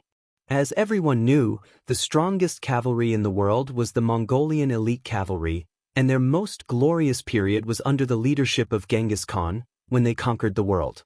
Compared to the Mongol elite cavalry of that period, the world's #1 cavalry division was not any weaker, especially since they had the 7-star steel crossbows and high-quality cavalry swords that Yang Chendong personally gave out. Their equipment was even better than the Mongol elite cavalry of that period. Yang Chendong was never stingy with what he could give, and the strength of the 1st Cavalry Division was also constantly charging forward, and if it was a battle of cold weapons, there was no one in the world who could be their opponent. Such an excellent cavalry unit, and they came prepared, their morale was high, and they were full of confidence. On the other hand, the Japanese army was not prepared at all, and the result was already decided when they charged forward. Now, it was just a matter of how long the defending side could defend, and how big the losses were. Tanaka pushed open the curtain of the big tent, and what he saw was the 1st Cavalry Division charging forward, and no one could stop them. He even clearly saw the Japanese army in charge of the security of the perimeter being beheaded by cavalry swords. Chapter 1080. As the blood splattered through the air, Tanaka felt a chill on his neck. It was not that he had never been on the battlefield before. On the contrary, he had killed many people, sometimes in a very cruel way. But when he saw the 1st Cavalry Division killing everywhere, he couldn't help but feel scared. He had a feeling that this was an army that killed people like flies, and that the 50,000 Japanese army he led could not stop them. Retreat, retreat, run. Tanaka finally couldn't suppress the fear in his heart. After shouting these words like a madman, he turned around and ran. The elders and soldiers behind him had to do their best to catch up so that they wouldn't fall behind. The scene of Tanaka running out of the big tent was seen by many soldiers of the Japanese Empire. Limited by their knowledge, these ordinary soldiers, including many who had just joined the army, did not have a deep understanding of the strength of the 1st Cavalry Division. They even arrogantly thought that they had the advantage in numbers. The only thing they lacked was the commander. The general drank too much last night, and no one was commanding them. The moment Tanaka appeared in front of the big tent, these soldiers seemed to have seen hope. Many of them had already clenched the swords in their hands, ready to fight back at any time. But then the general ran away without even leaving a decent sentence, which attracted the attention of the other soldiers. Then, they looked at each other in confusion. They were completely confused by the general's performance. But after a moment of hesitation, many people made a wise choice. The soldiers of the Japanese Empire, who had already picked up their swords and guns, and even put on their armor, quickly scattered and ran away. The general had run away, so what was the point of staying here? Waiting to be killed or taken captive? As long as they weren't stupid, they ran away. At this time, it wasn't about who ran faster, but as long as you ran a little faster than your companions, you might be able to escape from misfortune. An army, no matter how many people there were and how much combat power they had, the moment their fighting spirit disappeared, they would be like chickens and dogs. There would be no threat at all. This was the case for the 50,000-strong Japanese army. When the 1st Cavalry Division rushed over and swept through the barracks like a gust of wind, what they faced was not the Japanese army that was putting up a desperate resistance. Instead, they were fleeing in all directions like defeated dogs. Division Master, what should we do? First Commander Tae-mu and the other commanders asked Tian-hu in unison. Bai Shuang will lead the 4th Regiment and Gong Feng will lead the 5th Regiment to flank the enemy from the left and right. Try to keep as many Japanese army here as possible so that the 1st Reserve Division, abbreviation for the 1st Reserve Division, can get here soon. Capture as many prisoners as possible. The 1st Regiment, 2nd Regiment, and 3rd Regiment will follow me to help the new army. Tian-hu only pondered for a few moments before he made his decision. The smoothness of this battle was somewhat beyond his expectations. He still didn't know why the Japanese army was so weak, but when he saw the 1st Division and the other 2 divisions fighting, he knew that the Japanese army wasn't all useless. Perhaps there was something he didn't know about. If he was lucky, then the new army's luck wouldn't be too good. He decided to go over and help. Of course, Tian-hu wasn't a god. He still had some selfish motives in his heart. For example, the new army's commander Su he had been secretly competing with him. If there was a chance, Tian-hu didn't mind helping him and showing his strength. Tian-hu gave the order, and not long after, the army was divided into 3 groups. At this moment, on the battlefield of the new army, the situation was in a stalemate. Unlike Tanaka, Kazumi didn't drink. The command authority and organization of the army were still there. The generals under him were also doing their duties step by step. Although the appearance of the new army was indeed beyond his expectations, after losing about 5,000 troops on the periphery, Kazumi still led the soldiers to block the new army's attack. What's going on? When Commander Su he saw that the front army was not making good progress, his face showed anger. He ordered someone to call the commander of the 2nd Cavalry Division, who was in charge of the vanguard. The commander of the 2nd Cavalry Division lowered his head. He wanted to explain that the Japanese army's defense was too tenacious. In addition, the ratio of veterans to recruits in the 2nd Cavalry Division was about the same, so they couldn't fully display their strength. This was why they couldn't achieve their military goal. But knowing Suhi's temperament, the commander lowered his head and didn't say anything. If they didn't complete the mission, any explanation would be useless. Humph, the 2nd Cavalry Division will be replaced. Commander you go. After He lost his temper, he turned his gaze to the commander of the 1st Cavalry Division, Kulu. No matter what method you use, you must break the enemy's defense in at most 3 hours. Otherwise, you don't have to come back to see me. Yes, Commander. Kulu also said with a dignified face, but at the same time, he was also a little excited. The harder the battle on the battlefield, the more it showed the strength and characteristics of an army. In other words, after the challenge, there were also opportunities. The 2nd Cavalry Division was forced to be replaced. The 1st Cavalry Division rushed forward and launched a new round of fierce attacks. Under the leadership of Kulu, the Japanese army on the opposite side was put under more pressure. Commander Kazumi couldn't help but let out a sigh of relief when he saw the 5-star Army's cavalry retreat like a tide. In his opinion, the other party should have seen his strength and retreated in the face of difficulties. But he didn't expect that soon, a new batch of cavalry began to charge, and this charge brought a lot of pressure to the front line. In less than half an hour, 5 generals had already asked for reinforcements. Seriously speaking, infantry was always at a disadvantage against cavalry. The reason why they were able to resist until now was because the Japanese army had already displayed their samurai spirit. They didn't fear hardship, and they didn't fear death. This was why they were able to resist the charge of the cavalry under such heavy losses. What followed was not small. Just the front line of the army had already been replaced 3 times. The casualties could be said to be extremely heavy. If it wasn't for Kazumi's determination to resist, they would have been defeated like Tanaka.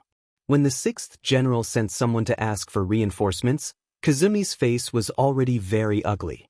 He looked around and asked, "How many reserve troops do we have now?" Reporting to the commander, there are still about 20,000. A subordinate quickly reported the answer. When he heard that 50,000 troops were lost so quickly, Kazumi's face showed a surprised expression. The 5-star army really lived up to its reputation. But now wasn't the time to think about these things. He looked at the sky. There was still more than an hour before it would be dark. He gritted his teeth and said, "Send these 20,000 people up. No matter what, we have to hold on until dark. This way we can retreat under the cover of the poor light." At this time, Kazumi no longer had the intention to compete with the 5-star army. All he thought about was how to safely bring the army out and reduce the losses as much as possible. Without a doubt, the dark would be the best opportunity. At that time, everyone's vision would be poor. It would be the time for him to lead the army out of the battlefield. The Japanese army had increased their troops again. Seeing that the formation of arrows was about to break open a gap in the enemy's defense, more Japanese army rushed up to fill in the gaps. Commander Kulu had no choice but to give the order to retreat. In this charge, the 1st Cavalry Division lost nearly half of their men. Even if he, the division commander, personally took the role of the tip of the arrow, he only managed to kill a little more than the enemy. He also suffered some minor injuries.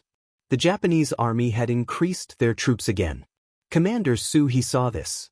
He knew that the 1st Cavalry Division had done their best, so he didn't blame them. He also sent out the 3rd and 4th Cavalry Divisions who hadn't moved yet. Obviously, he also saw that the sky was getting dark. Once night fell, it would be impossible to completely wipe out the enemy. At this point, both sides had placed heavy bets. It was as if they would not stop until they fought to the death and a victor was decided. Because of this, the battlefield became very cruel. The death toll on both sides rose sharply. The ground was littered with corpses, and the pungent smell of blood made it hard for people to breathe. Time passed by slowly. After the Japanese Empire had sent out all 50,000 troops, the effect was very obvious. They used the corpses as stumbling blocks to slow down the new army's advance and speed. This showed the strength of the Japanese army's samurai. If things continued to develop like this, the new army would definitely win in the end. However, it would only be a small victory. After all, when faced with an army of 50,000 people with tenacious fighting spirit, it would be very difficult for anyone to win.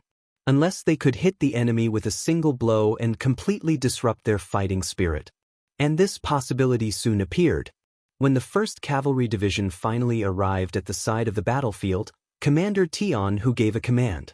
When 6,000 elite cavalrymen rushed over with their swords, the balance of the battlefield was broken. The sudden appearance of the 1st Cavalry Division was like a sudden appearance. Their appearance was not only beyond the expectations of the Wenatian army, but also beyond the expectations of the new 3rd Army. Why are they here? Could it be that they have already taken care of the enemies on the other side? When Commander Su saw Tion who leading his troops to attack from the side, a look of shock flashed across his face. Then he shook his head. He had to admit that the 1st Cavalry Division was worthy of the title of the strongest cavalry. Even if his cavalry division had more than 3 times the number of the enemy, it was still somewhat inferior in terms of fighting strength. Seeing that Tion who had personally charged into the battlefield with his swords, Su naturally wouldn't fall behind. With a shout, he led the 2nd Cavalry Division, which had rested for nearly 4 hours, to attack. At this point, the new army didn't have any backup plans. All 30,000 cavalrymen were on the battlefield. Chapter 1081. After the new army joined up with the 1st Cavalry Division, they already had more than 40,000 soldiers, and there wasn't much of a gap between them and the 50,000 Japanese army. In addition to the cavalry's suppression of the infantry, as well as the heavy casualties of the Japanese army, this attack was completely one-sided. Very quickly, the tip of the arrow's formation pierced through the enemy's defense, and the two sides finally engaged in a chaotic battle, beginning to crush each other. They only relied on their advantage in numbers to form a human shield, blocking the cavalry's charge. But when the two sides had equal military strength, especially with the sudden attack of the 1st Cavalry Division, it was tantamount to completely breaking the previous balance. Although Tion whose cavalry didn't have many people, their combat power was really amazing. Wherever they passed, not to mention people escaping, they didn't even leave behind many captives, which fully demonstrated their fierce and bloodthirsty side. This was seen by even more Japanese army, and the fighting spirit in their hearts was wiped out. No one knew who took the lead and shouted, "Run!" Then the army's morale collapsed, and the entire front line was disintegrating. No matter how much Kazumi shouted or ordered, it was completely useless. Since Kazumi was shouting so happily, he became Tion whose target. As the most powerful tip of the arrows, he led an extremely elite team of 30 people to crush all the way. No one was his opponent, and they quickly rushed to a place less than 100 meters away from Kazumi. When they rushed to this place, Tion who observed from the corner of his eyes that there was another cavalry team rapidly approaching. It was the commander of the new army, Su. His eyes flashed with a smile, and then he urged his horse to gallop. Under Su's slightly anxious gaze, he crossed the 100 meters distance to Kazumi's side. The commander of the Japanese Empire, who had been defending the position, saw the 5-star army cavalry coming in front of him, but his face was still as calm as water. He calmly pulled out the katana on his body and made a posture that he was going to fight to the death. Kazumi, who had been practicing martial arts since he was young, had some martial arts. Although his individual combat power was not as good as the ninjas of the Japanese Empire, he was still qualified as a samurai. He was already prepared to cut down the 5-star army cavalry. He wanted to let the 5-star army know that as a commander of the Japanese army, he wasn't worse than anyone else, and he wouldn't allow anyone to have any ideas about him. Dang! Golden sparks flew, which was the golden sparks produced by the heavy force of the cavalry sword and the katana. Under the heavy force of the katana, Kazumi couldn't help but take a few steps back.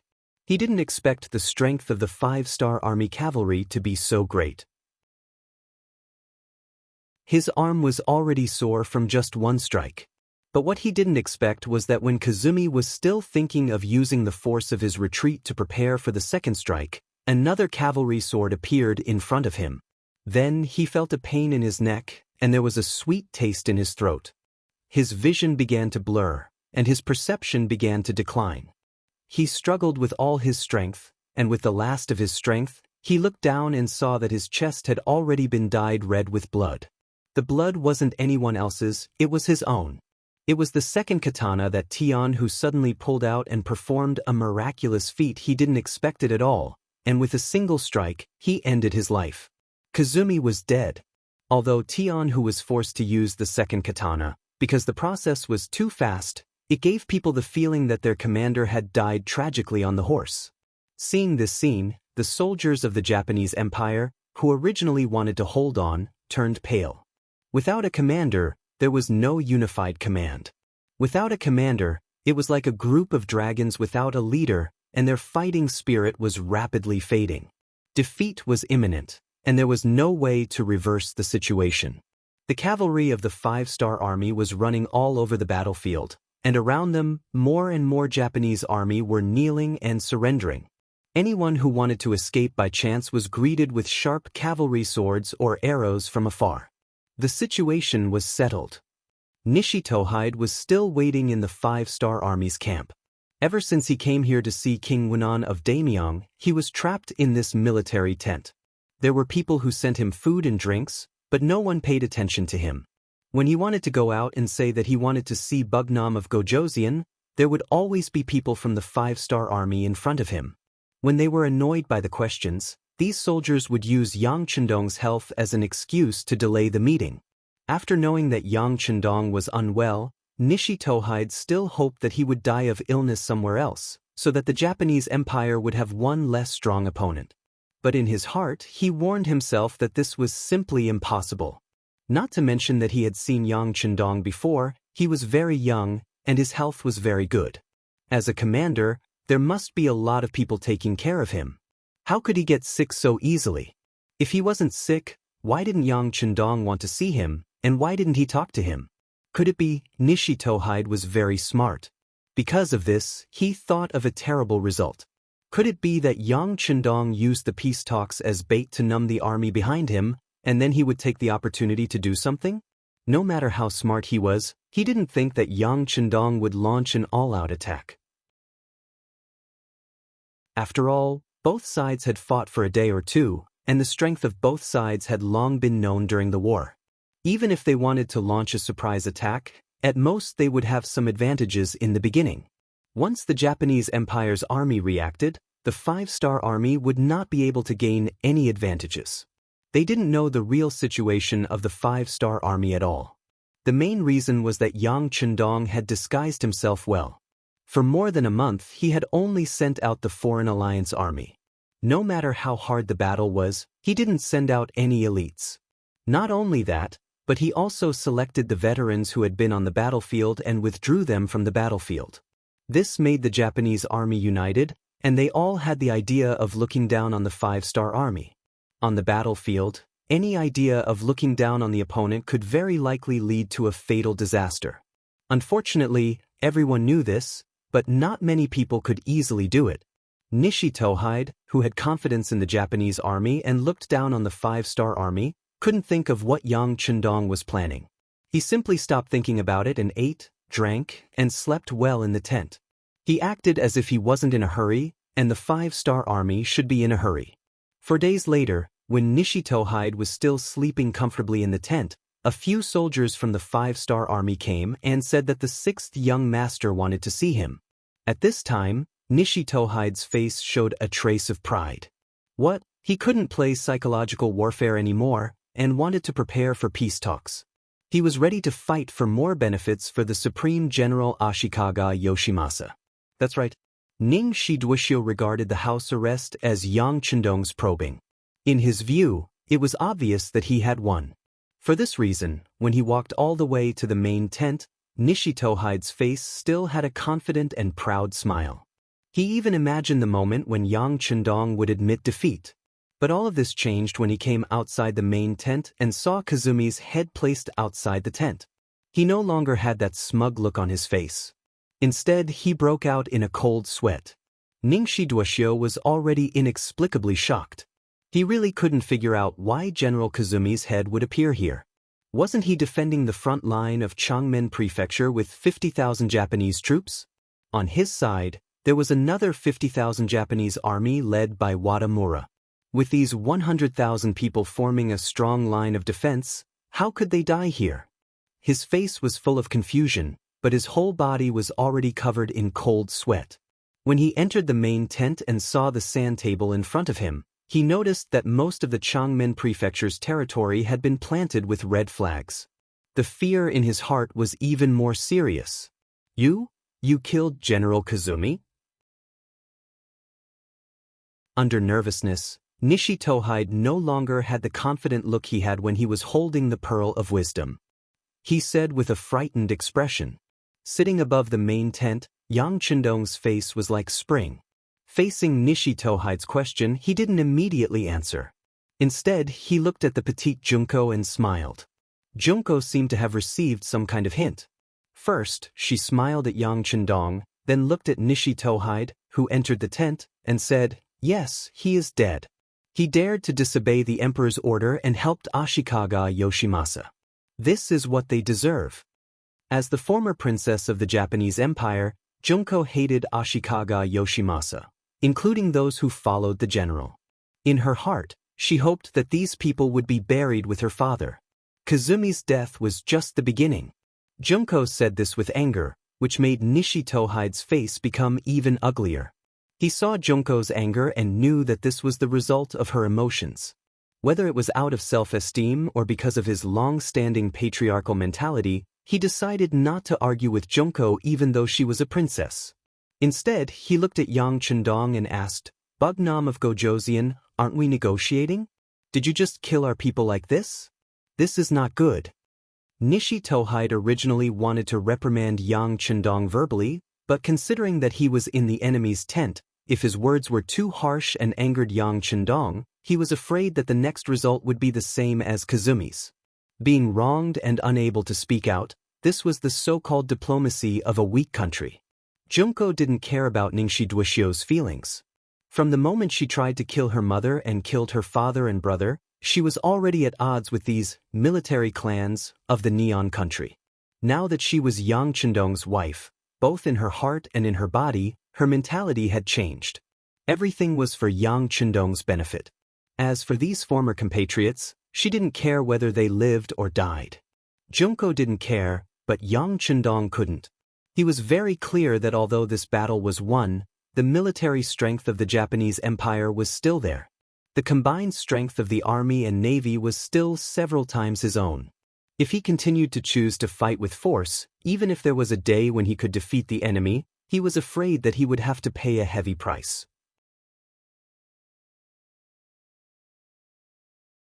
Chapter 1082.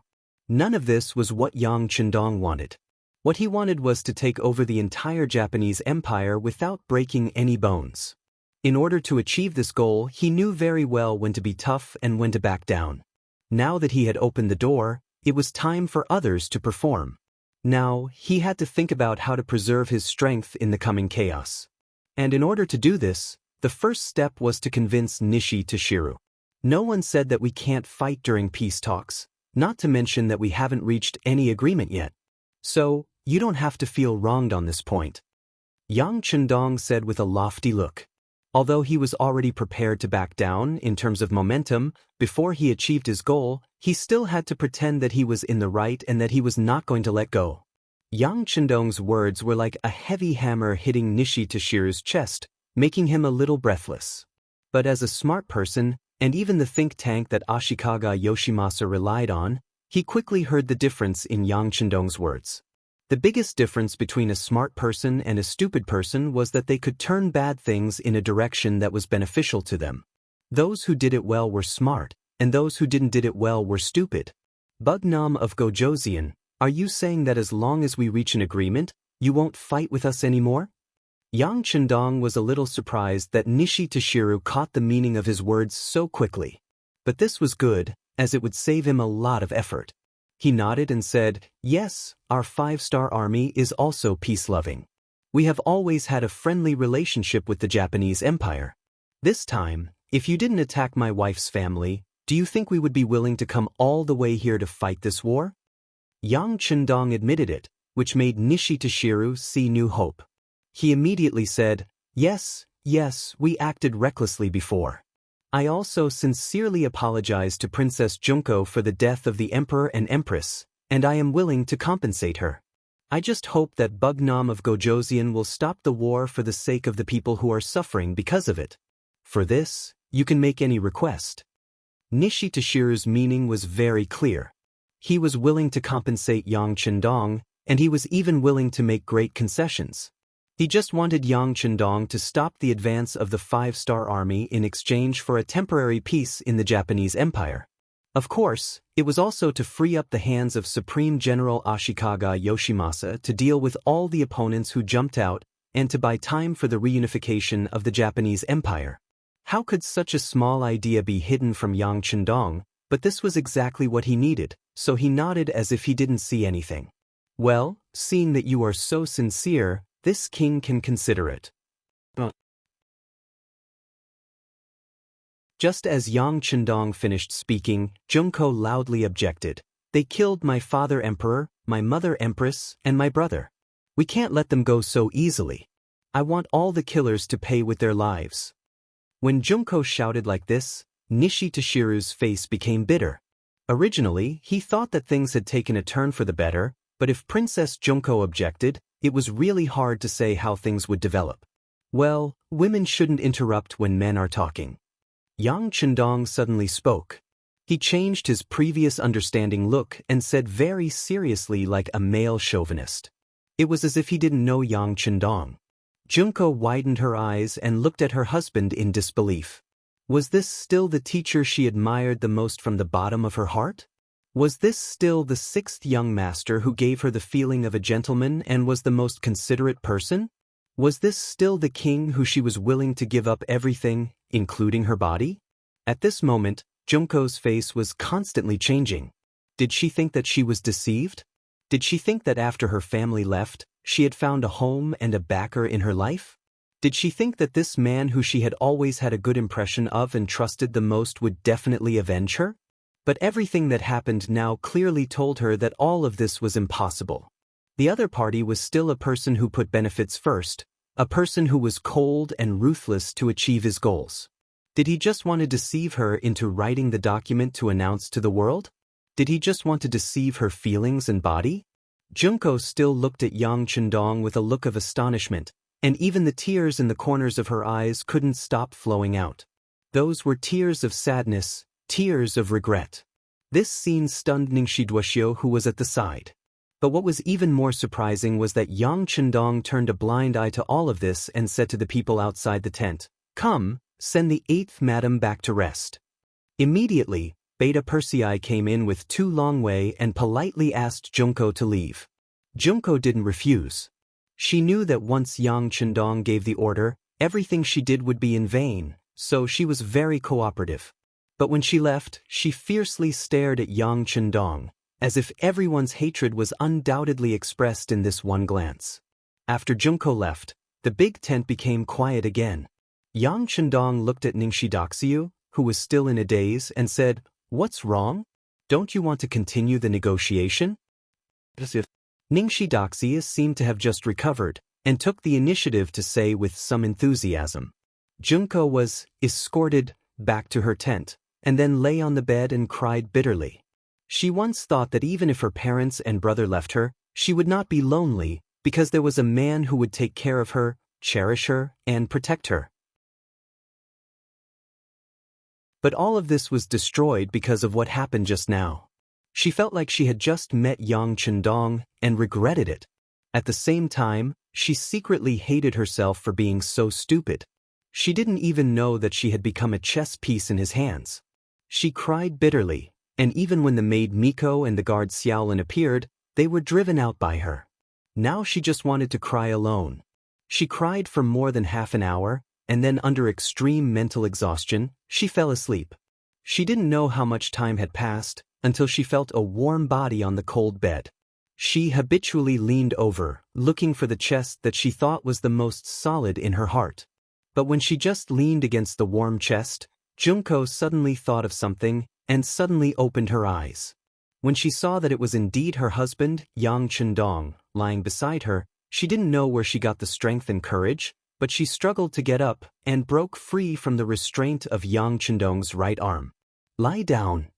Feeling that Junko was really resisting, Yang Chendong suddenly said, and at the same time, increased the strength of his arm and pressed Junko to his side again. Junko gasped for breath, feeling that Yang Chendong was angry, but she wasn't afraid, because she could no longer see the hope of life, and she had already decided to die. Since that was the case, what was there to be afraid of? At most, she would die. Let go of me? You liar. While struggling with all his might, he continued to shout. It was clear that he was not going to give in no matter what. How did I lie to you? A gentle voice suddenly sounded in her ear. Then Yang Chendong's arms exerted a little force and completely controlled Junko, making her unable to move. His voice sounded again. I remember that in class, sometimes we shouldn't believe our eyes and ears, because what they represent may not be the most true side. Do you still remember? Junko was stunned by this sentence. What kind of situation was this? Why was he still thinking of teaching her? Did he really think that she was a fool? A naive girl who was deceived but still obedient. She wanted to continue resisting, but then Yang Chendong's voice sounded in her ear again. Give me half a quarter of an hour to explain. If you still want me to leave after hearing what I have to say, I will agree. How about it? The magnetic voice sounded, and it was particularly pleasant to hear.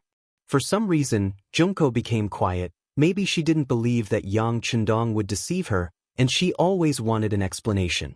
Junko became obedient, and Yang Chendong's voice sounded in her ear. In just a moment, Junko's face began to change. First it was surprise, then it was surprise, and finally it became surprise. After Yang Chendong finished, Junko hurriedly said, You mean everything before was just an act, just to make Ningshi Doxiu and Ashikaga Yoshimasa behind her lower their guard? Yes. Yang Chendong nodded. Just now, he was explaining this matter to Junko. He was making Ningshi Doxiu lower her guard, because he knew that she was very smart, and it was not easy to make her fall into his trap, so he came up with such a trick. Sure enough, Junko cooperated very well. Because the act was enough, the following negotiation was very smooth. At this moment, Ningshi Doxiu had reached a consensus with Yang Chendong and left the 5-star army's camp. Junko, who finally knew everything, had forgiven Yang Chendong in her heart, but on the surface, she still pretended to be angry and said, If that's the case, why didn't you tell me in advance, so that I could be prepared? If you told me in advance, would you still be able to perform so perfectly? Would you still be able to deceive Ningshi Doxiu? Yang Chendong asked. This time, Junko didn't speak. Indeed, if she knew everything in advance, she wouldn't be able to perform so well. If she couldn't even deceive herself, how could she deceive others? Wouldn't that delay Yang Chendong's plan?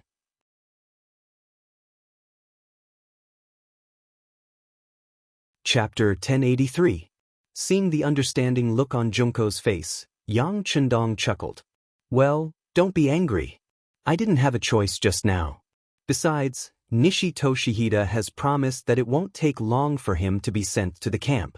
At that time, he will be handed over to you. You can deal with him however you want, okay? Yang Chendong took the initiative to explain, apologize, and reason. He showed his sincerity. With his current status, it was very difficult for him to say these things. Junko knew that going too far was as bad as falling short. She smiled and said, Well, since you are so sincere, then I will forgive you. It's just forgiveness. After I do this, it's equivalent to avenging you. Shouldn't there be a reward? Yang Chendong smiled and said. His big hand had already moved on Junko's body. With a cry of surprise, Junko soon started to pant. The entire garden was intoxicating. After Nishi Toshihida left the 5-star army's camp, he rushed all the way to the Anyun district, appeared in the main tent of the Japanese Empire's camp, and appeared in front of Supreme General Ashikaga Yoshimasa. He rushed back, even rushed day and night, just to tell the Supreme General the conditions that he and Yang Chendong agreed. The army couldn't be the enemy of the 5-star army. It was too dangerous and full of too many unknowns. Ninji Dosu rushed back. Ashikaga Yoshimasa received him in the main tent, but his face was dark the whole time. He looked very unhappy. It was no wonder. Previously, he sent this person over to stop the war. As a result, He lost nearly 100,000 troops and lost his territory in Changmen Prefecture. How could he not be angry? All of this was because he trusted Ningxi Duoxiu too much. Now that the main character was here, it was time to settle the score. Supreme General, good news, good news. Ninhei Dosu knew that the army had suffered a great loss because of him, so when the two sides met, he called out to Ashikaga Yoshimasa in order to give himself a chance to speak. Otherwise, based on his understanding of Ashikaga Yoshimasa would probably push him out of the tent and behead him. This was very useful, at least it made Ashikaga Yoshimasa interested. Good news? What good news? Since the Supreme General asked, Nishi Toshihide finally had the opportunity to speak. He immediately told the process and the result of his negotiation with Yang Chendong. This talk took a long time, and Ashikaga Yoshimasa frowned and narrowed his eyes. Finally, when Nishi Toshihide finished, Ashikaga Yoshimasa also asked, "You said that you have negotiated with Bugnam of Gojoseon to give the other party the entire Shanyang-dao region, and the other party has promised that they will not be enemies with us, right?" "Yes, Bugnam of Gojoseon said so. In order to ensure that there will be no problems, I also drafted an agreement with Bugnam of Gojoseon's name and seal as proof." Nishi Toshihide took out a document and handed it to Ashikaga Yoshimasa. On the document, Yang Chendong's name and seal were indeed on it, and it also recorded the results of the negotiation. For example, as long as the Five-Star Army has occupied the West Sea Province and the Shanyang-dao region, then they can make a guarantee and promise to coexist peacefully with the Supreme General. Unless the other party takes the initiative to send troops to attack them, otherwise, this agreement will be valid for a long time. Taking out two regions in one go was equivalent to publicly admitting that they belonged to the Five-Star Army. This was no different from betraying the country. Ashikaga Yoshimasa was a little hesitant. He was considering the consequences of doing this. Seeing Ashikaga Yoshimasa's hesitation, Nishi Toshihide was afraid that he would not agree in a fit of anger, so he hurriedly said, "Supreme General, although it seems that we have suffered some losses, you can deal with the Five-Star Army. But without the Five-Star Army as a major enemy, you can free yourself to deal with the other opposing forces. As long as you annihilate all those people and take their forces as your own, you will control the 5 major regions. At that time, you won't have any worries. Wouldn't it be easy to deal with the Five-Star Army? In the end, this is still our Japanese Empire's territory. In the words of the Han people, even a strong dragon cannot suppress a local snake." Nishi Toshihide had a good plan. From the beginning to the end, he did not have any intention of giving in to the Five-Star Army. Everything was just a temporary measure. He only wanted to buy time to stabilize the rear and increase his strength. This was also why he dared to agree to this agreement and personally appeared in front of Ashikaga Yoshimasa to persuade him. Ashikaga Yoshimasa's days were not easy at all. Ever since the death of the emperor, he knew that there was going to be a storm. Otherwise, why didn't he take the initiative to kill his way into the palace and destroy the royal family? Why did he allow them to be high and mighty? At the very least, that was the impression he gave to outsiders. Kuki Kiyoshi had killed the emperor's entire family without any warning. This had indeed brought him a lot of trouble. Fortunately, the Japanese Empire was currently in a period of chaos. This was where his hope lay. There shouldn't be many people paying attention to the royal family. However, Princess Junko's announcement to the world changed everything. For a time, his forces became an existence that everyone wanted to kill. It seemed that if one wanted to become the legitimate force, they only needed to scold them and send troops to fight them to prove that they were legitimate. Because of this, not only were the troops temporarily unable to be recruited in time, but the Five-Star Army was also suddenly pressing on the front. With an interception in front and a pursuit behind, Ashikaga Yoshimasa was already in a dangerous situation. If the Five-Star Army suddenly stopped attacking, this would undoubtedly give him a chance to catch his breath. With enough time, he would be able to get rid of those people who wanted to beat him while he was down. Ning Shidoxius saw this and agreed to Yang Chendong's request without asking for permission.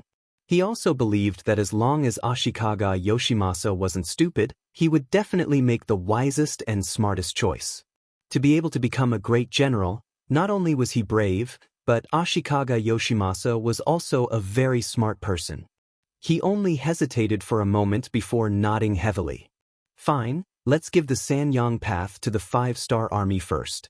However, I will soon let them know that eating this great general's food is not that easy to swallow. Ashikaga Yoshimasa agreed and then issued a few orders. The 400,000 Japanese Empire troops stationed in the Sanyang Path began to retreat. After leaving the Sanyang Path, they didn't return to Ping in Beijing. Instead, they went straight to the Hokuriku, Tokai, and Shanin paths. There were already many warlords of the Japanese Empire there who wanted to take advantage of the chaos. Now was the time to deal with them. The Japanese army withdrew and gave up the entire Sanyang path. Yang Chendong, who was already prepared, immediately gave an order.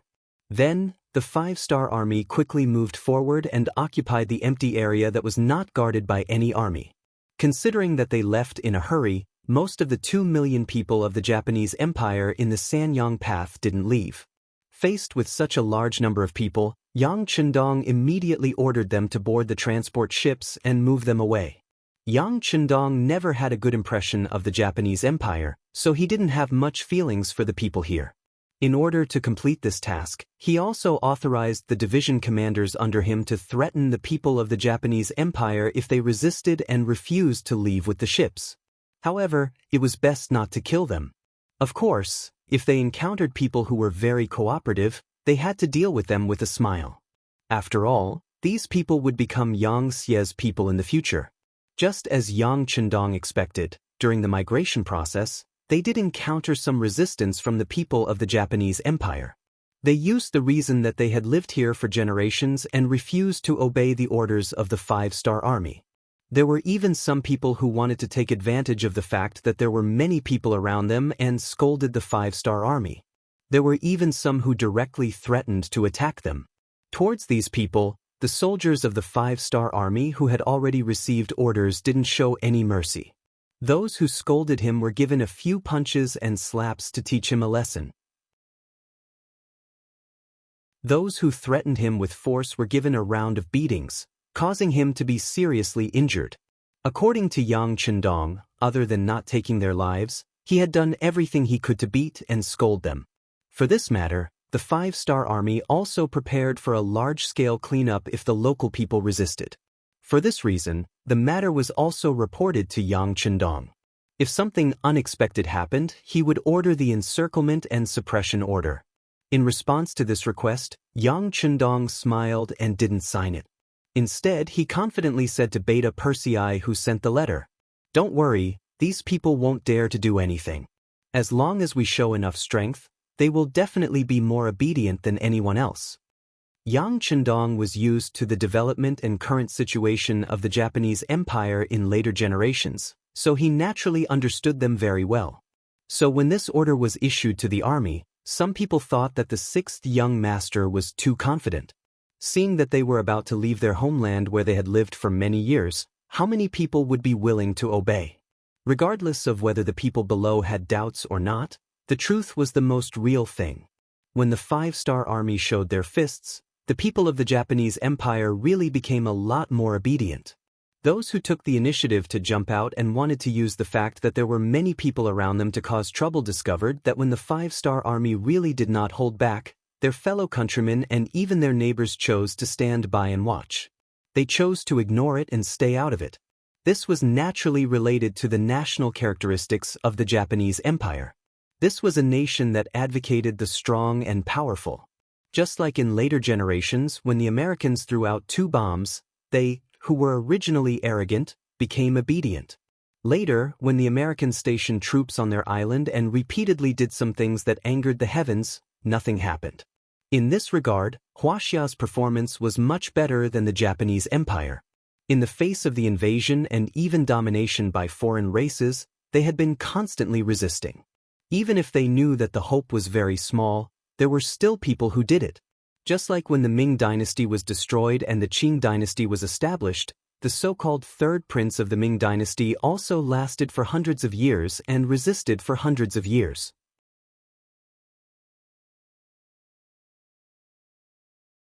Chapter 1084. Speaking of which, after the five-star army showed their fists, the 2 million citizens of the Japanese Empire began their migration. For this reason, Yang Chendong had already informed the various provinces and regions to prepare for the reception work. At the same time, the citizens of the various provinces who were preparing to migrate to the Japanese Empire began to move towards the Japanese Empire. A migration of different ethnic groups was underway. Yang Chendong's timing was very good. While Ashikaga Yoshimasa was clearing out the internal forces, he carried out his own activities to minimize the possibility of being harassed and disrupted. For example, Ashikaga Yoshimasa had received news that the five-star army had taken away the citizens of the empire and replaced them with other foreigners. However, he couldn't do anything about it. At the moment, he was focused on clearing out and dealing with the other domestic forces. The flat well field in the northern land was one of the main targets to be dealt with. This person was originally an important minister that the emperor relied heavily on. He had once come up with many ideas to deal with Ashikaga Yoshimasa, but in the end he had angered Ashikaga Yoshimasa. Considering that it wasn't time to fall out with the royal family, the supreme general transferred this person to the northern land, which wasn't very big. He hoped that time would slowly grind this person down. Unexpectedly, after a short period of time, the flat well field had become a force to be reckoned with. Not only did it forcefully unify the northern land, but it also created an army of 100,000 people, which became the strongest army to oppose the Supreme General's forces. When Princess Junko's decree was announced to the world, this person was the first to respond, which influenced the other warlords. After that, everyone took pride in beating and cursing Ashikaga Yoshimasa's army. Whoever did this would be the rightful ruler. Supreme General Ashikaga Yoshimasa relied on forceful methods to get to where he was today. How could he just watch others beat and cursed him without retaliating? In order to show his strength, he didn't choose the weak at the beginning. Instead, he targeted the flat well field directly. He wanted to let others know what the consequences of angering him were. He wanted to see if anyone dared to oppose him in the future. Ashikaga Yoshimasa's army was constantly being mobilized. In the blink of an eye, it had reached 250,000 soldiers. However, it seemed that it wasn't enough. More soldiers were coming to the northern land. The flat well field, which only had 100,000 soldiers, was also under great pressure. He was also preparing his counterattack. For example, he kept trying to rope in the surrounding warlords, big and small, in order to fight against the Supreme General's army. For example, he spread the rumor that the Supreme General was a threat. He claimed that once he was eliminated, the other warlords would soon follow in his footsteps. For example, he used the reason that the Supreme General had given up the entire Mountain Sun path to the five-star army. He reprimanded the Supreme General for his actions of betraying the country. He also complained about the 2 million people of the Japanese Empire who were about to be relocated. He used to follow the Emperor of the Garden. He learned what it meant to take advantage of the situation and what it meant to oppress people with power. The flat well field played tricks with what he was good at. When all kinds of rumors spread, there were indeed voices of opposition to Ashikaga Yoshimasa. Especially when the 2 million people of the Mountain Sun path were indeed being relocated. Once the news spread, it attracted many people's opposition. With the mentality of bullying the weak and fearing the strong, they did not have the intention to attack the five-star army. In just 2 days, the news of the Japanese Empire's 100,000 soldiers being wiped out had already spread. The strength of the five-star army was painted with a mysterious symbol. Not daring to provoke the five-star army did not mean that they would not do anything. For example, they could always attack the Supreme General Ashikaga Yoshimasa's army. Although this force was very big, there were also many opponents. As long as the small forces gathered together, they still had the power to fight. The flat well field's tactics worked. For their own survival, more and more small warlords joined the army to resist Ashikaga Yoshimasa, who asked this person to be so strong that he broke the original balance. The news spread to the Supreme General's ears one by one. Ashikaga Yoshimasa was furious. If he had known that the flat well field was so talkative and difficult to deal with, he would have killed this person when he was in the palace to prevent future troubles. Now, it was too late to say anything. The only thing he could do was to send out troops to eliminate this person. With this as an example, he wanted to see who would dare to make an enemy out of him. After Yang Chendong came to the Japanese Empire, an even bigger civil war broke out.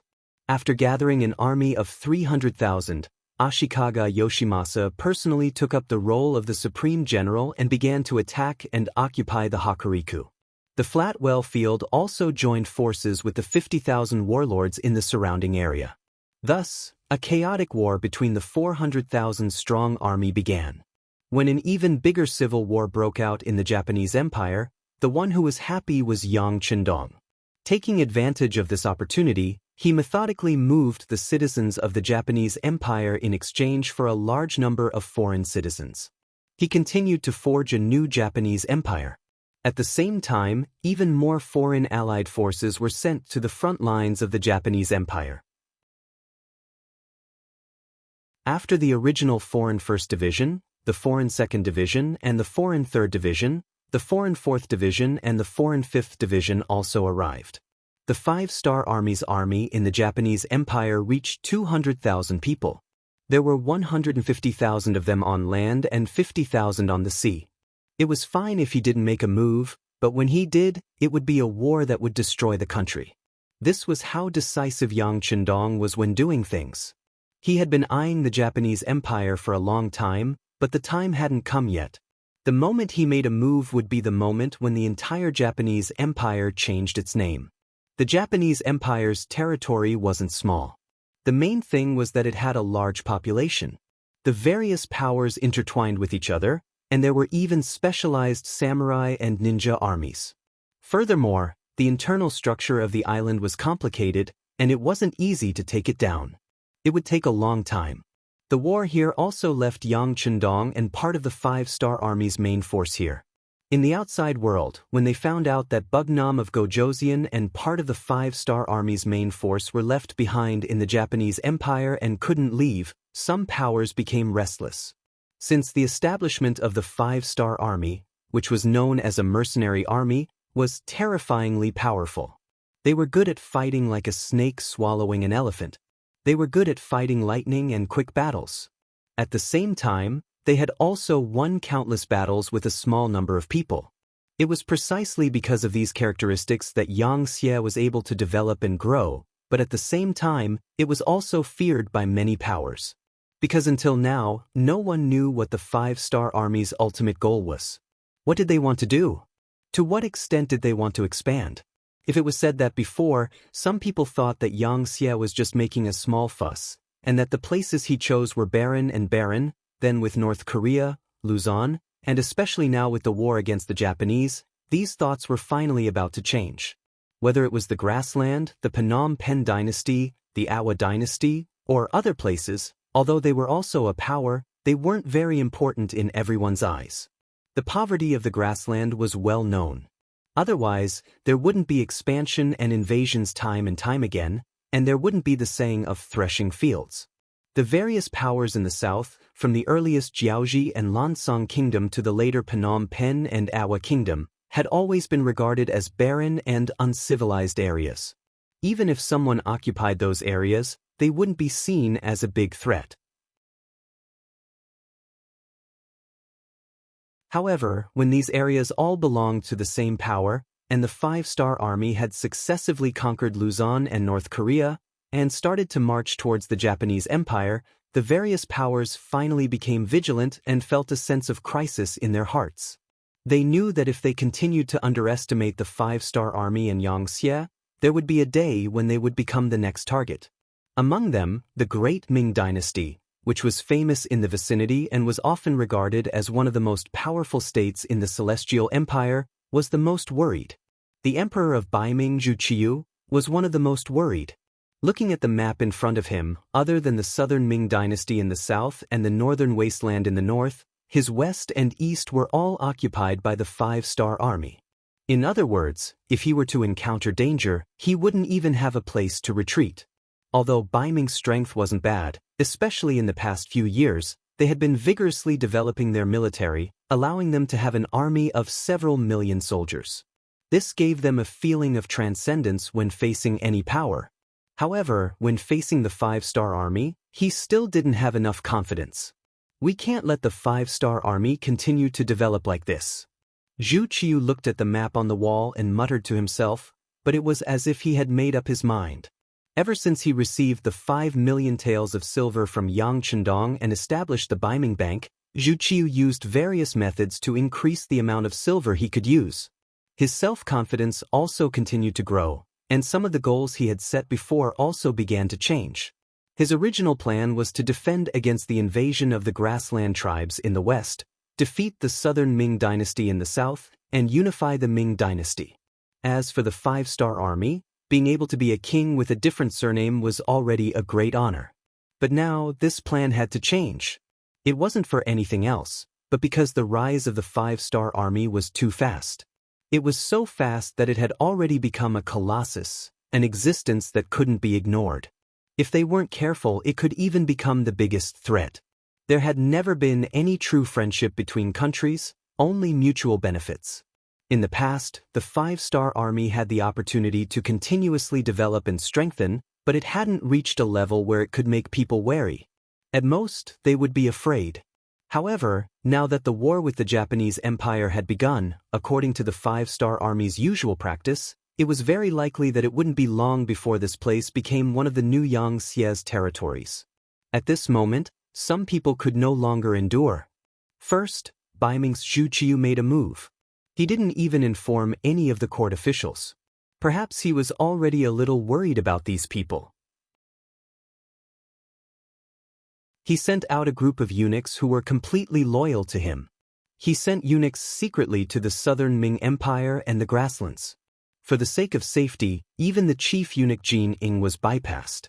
However, because this person's goal was too big, some confidential matters were left in his hands, making people feel uneasy. This time, Zhu Qiu found the Imperial Horse Supervisor Eunuch and East Factory Manager Gao Rang, who was second only to the Ceremony Directorate of the 24 Directorates. He handed the matter over to him to handle.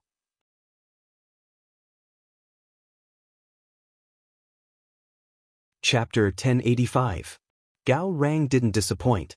He quickly found his confidants and arranged for them to secretly travel to the southern Ming Empire and the Wara's leader, Yes Hen.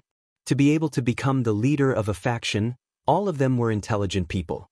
Even if they were confused for a short while, they would quickly make the right choice after being reminded. There was no doubt that the southern Ming Emperor, Zhu Qizhen, and the Wala's leader, Yes Hen, were both such people. The southern Ming Empire was currently considering its own unification. It seemed like the problem of the little prince of Nanming had been solved, but Zhu Huichen, the prince of 3 provinces, had appeared. Just as they were thinking about how to deal with this person, Bai Ming took the initiative to express goodwill and said that they wouldn't amass a large number of troops at the border. This was like someone sending a pillow to Zhu Qizhen when he was sleepy. Zhu Qizhen had no reason to refuse. The Wara's leader, Yes Hen, was also having a headache recently. Because of the terrain, he was currently sandwiched between the forces of Bai Ming, the 5-star army, and the Ili. There was limited space for him to move around, especially when the 50,000 Liaodong Iron Cavalry appeared. They would occasionally find opportunities to attack him, giving him a headache. The Emperor of Bai Ming suddenly sent an envoy to express goodwill. This was exactly what he wanted, so there was no reason to refuse. Thus, in a short period of time, Zhu Qiu's art of coordination had already reached a certain level. Without the constraints of the southern Ming Empire and the grasslands, he could finally relax and focus on developing his own strength. Thus, he did 2 things in succession. First, increased the support for the Liaodong Iron Cavalry. Relying on the large amount of gold and silver that Bai Ming Bank had obtained a while ago, he increased the investment in the reserve soldiers of the Liaodong Iron Cavalry. This was to achieve a truly strong army in a short period of time. Second, they could send someone to cross the sea to contact Ashikaga Yoshimasa and express their willingness to send troops to help.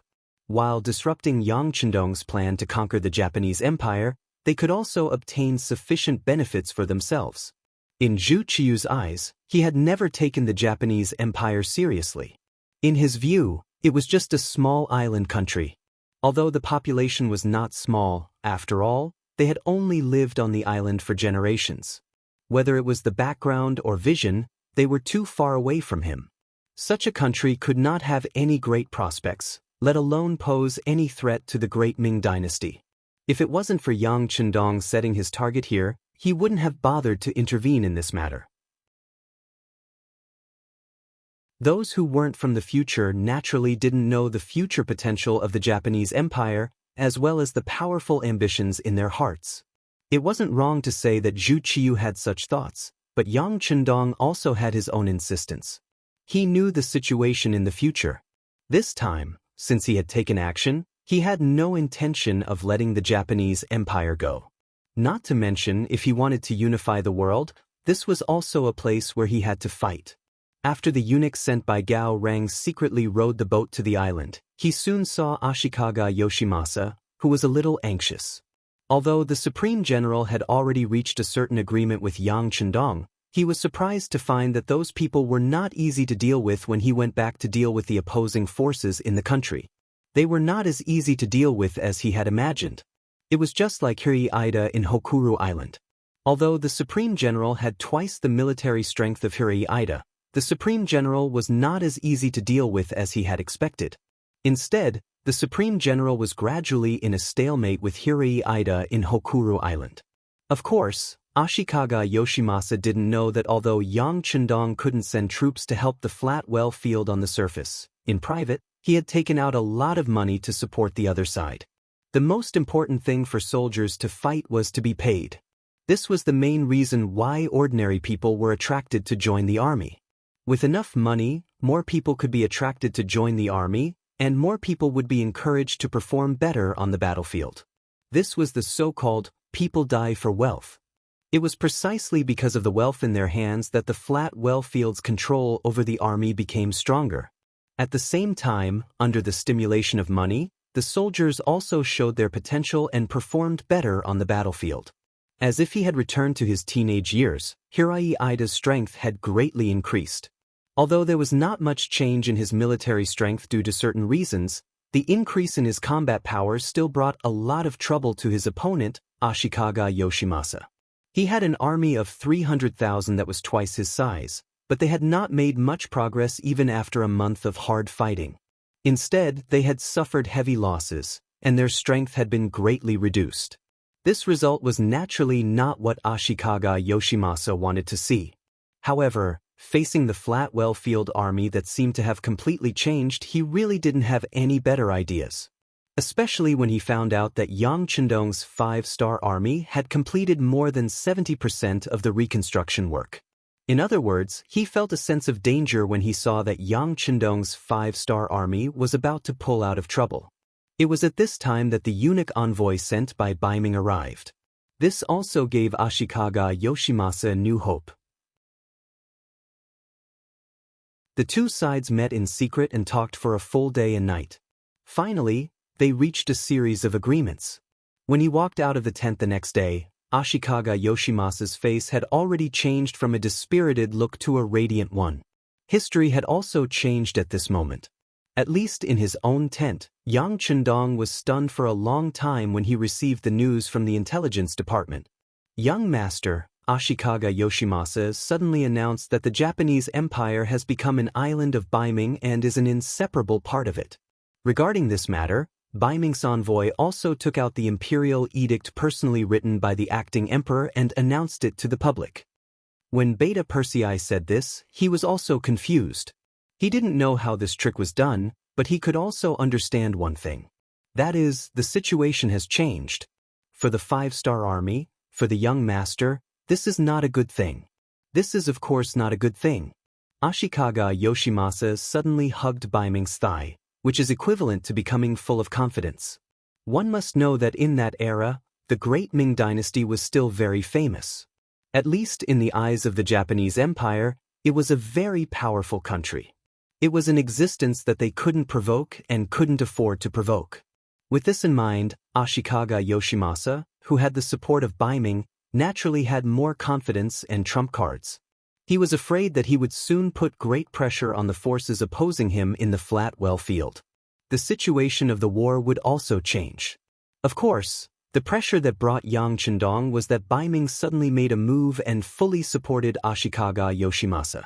In this way, it would undoubtedly be much more difficult for him to send troops to occupy this place. This is because once Yang Chendong continues to use force, it would be tantamount to becoming an enemy of Baiming. At least until now, he had not fully prepared himself in this regard. Investigate again. Yang Chendong, who said this to Beta Persei, sat in the chair and slowly closed his eyes. Not fully prepared mentally in this regard did not mean that he was not prepared. For example, after several years of development, and after investing a huge amount of money and material resources, the first city was already self-sufficient. This was also Yang Chendong's preparation for the possibility that Baiming might suddenly cut off his transportation line. The origin city might be barely self-sufficient, but in the far eastern region of the Siberia region, the supplies there were still very scarce. If this line of communication was cut off now, the impact on that region would be very great. Considering that the great Ming dynasty's genie guards could be said to be everywhere, Yang Chendong believed that Zhu Qiu should be aware of the army he sent to Siberia. This was why he played such a trick in order to curb the development of the five-star army. It could even be regarded as a warning. Zhu Qiu's move really made Yang Chendong very uncomfortable. The best way he could do now was to retreat. For example, withdraw from the Japanese Empire and return the territory he had previously occupied in order to show goodwill to Baiming and keep the transportation line unblocked. After solving these problems in the future and having the strength to compete with Baiming, he would send troops to the Japanese Empire. Yang Xie's development seemed to be very fast, and the progress was very smooth. However, in the end, their foundation was still too weak, especially with the rapid expansion plan, so many occupied places were not safe. From time to time, civil strife would break out in some areas and provinces, and it would take some effort to pacify them. Internal stability was a big problem, and the lack of military strength also gave Yang Chendong quite a headache. Considering the elite route, considering that the morale of the people was not very stable, and the expansion of the troops was also a problem, the size of the five-star army had always been small. Although the five-star army had been expanding again and again, especially the appearance of the foreign coalition army, it was still too small compared to Baiming, who already had 4 million soldiers.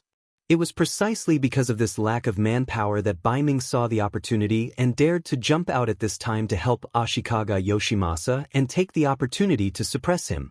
Of course, in addition to retreating, Yang Chendong had another way, and that was to continue to do things his own way and continue to attack the Japanese Empire with the risk of falling out with Baiming.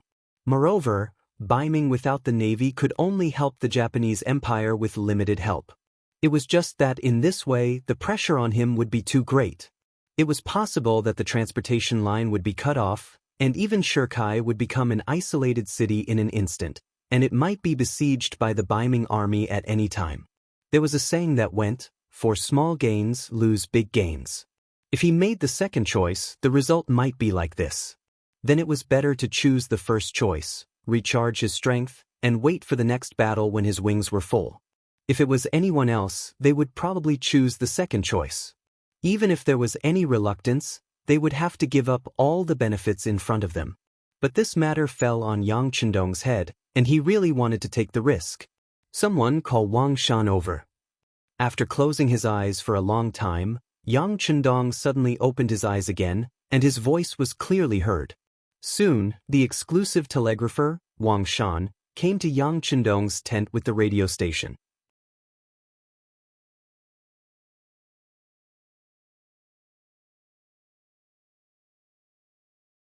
Chapter 1086. Ashikaga Yoshimasa had suddenly become a member of the Baiming imperial court. Even though the current Baiming imperial court was not as glorious as the Ming dynasty, it still put a lot of pressure on the other warlords of the Japanese Empire. Some of the smaller factions of the Japanese Empire who had wanted to send troops to harass the Supreme General hesitated and decided to bide their time. Using this opportunity, Ashikaga Yoshimasa sent out the eloquent and resourceful Nishi Toshihide to various places to put pressure on them and express his goodwill. He said that as long as they were willing to turn over a new leaf, he would let bygones be bygones. He would even consider fighting for more benefits for everyone when the new country was established. Once the promise was made, coupled with Nishi Toshihide's ability, many people responded quickly. It was still the same old saying that benefits were the only thing that would never change. In the face of benefits, the previous dirty deeds were nothing at all. In just 10 days, 7 small and medium-sized forces expressed their intention to attach themselves to Ashikaga Yoshimasa. These people added up to about 15,000 people. Although the number of people didn't seem to be a lot, the beginning was always the hardest. Once there was a good start, the following matters would be much easier to handle. Another 10 days passed, and another 30,000 people changed their allegiance. They went from being opposed to Ashikaga Yoshimasa to supporting him. Not only that, but 10,000 of these 30,000 people were originally allies of the Flatwell Field. With this change in attitude, the Flatwell Field was facing a crisis.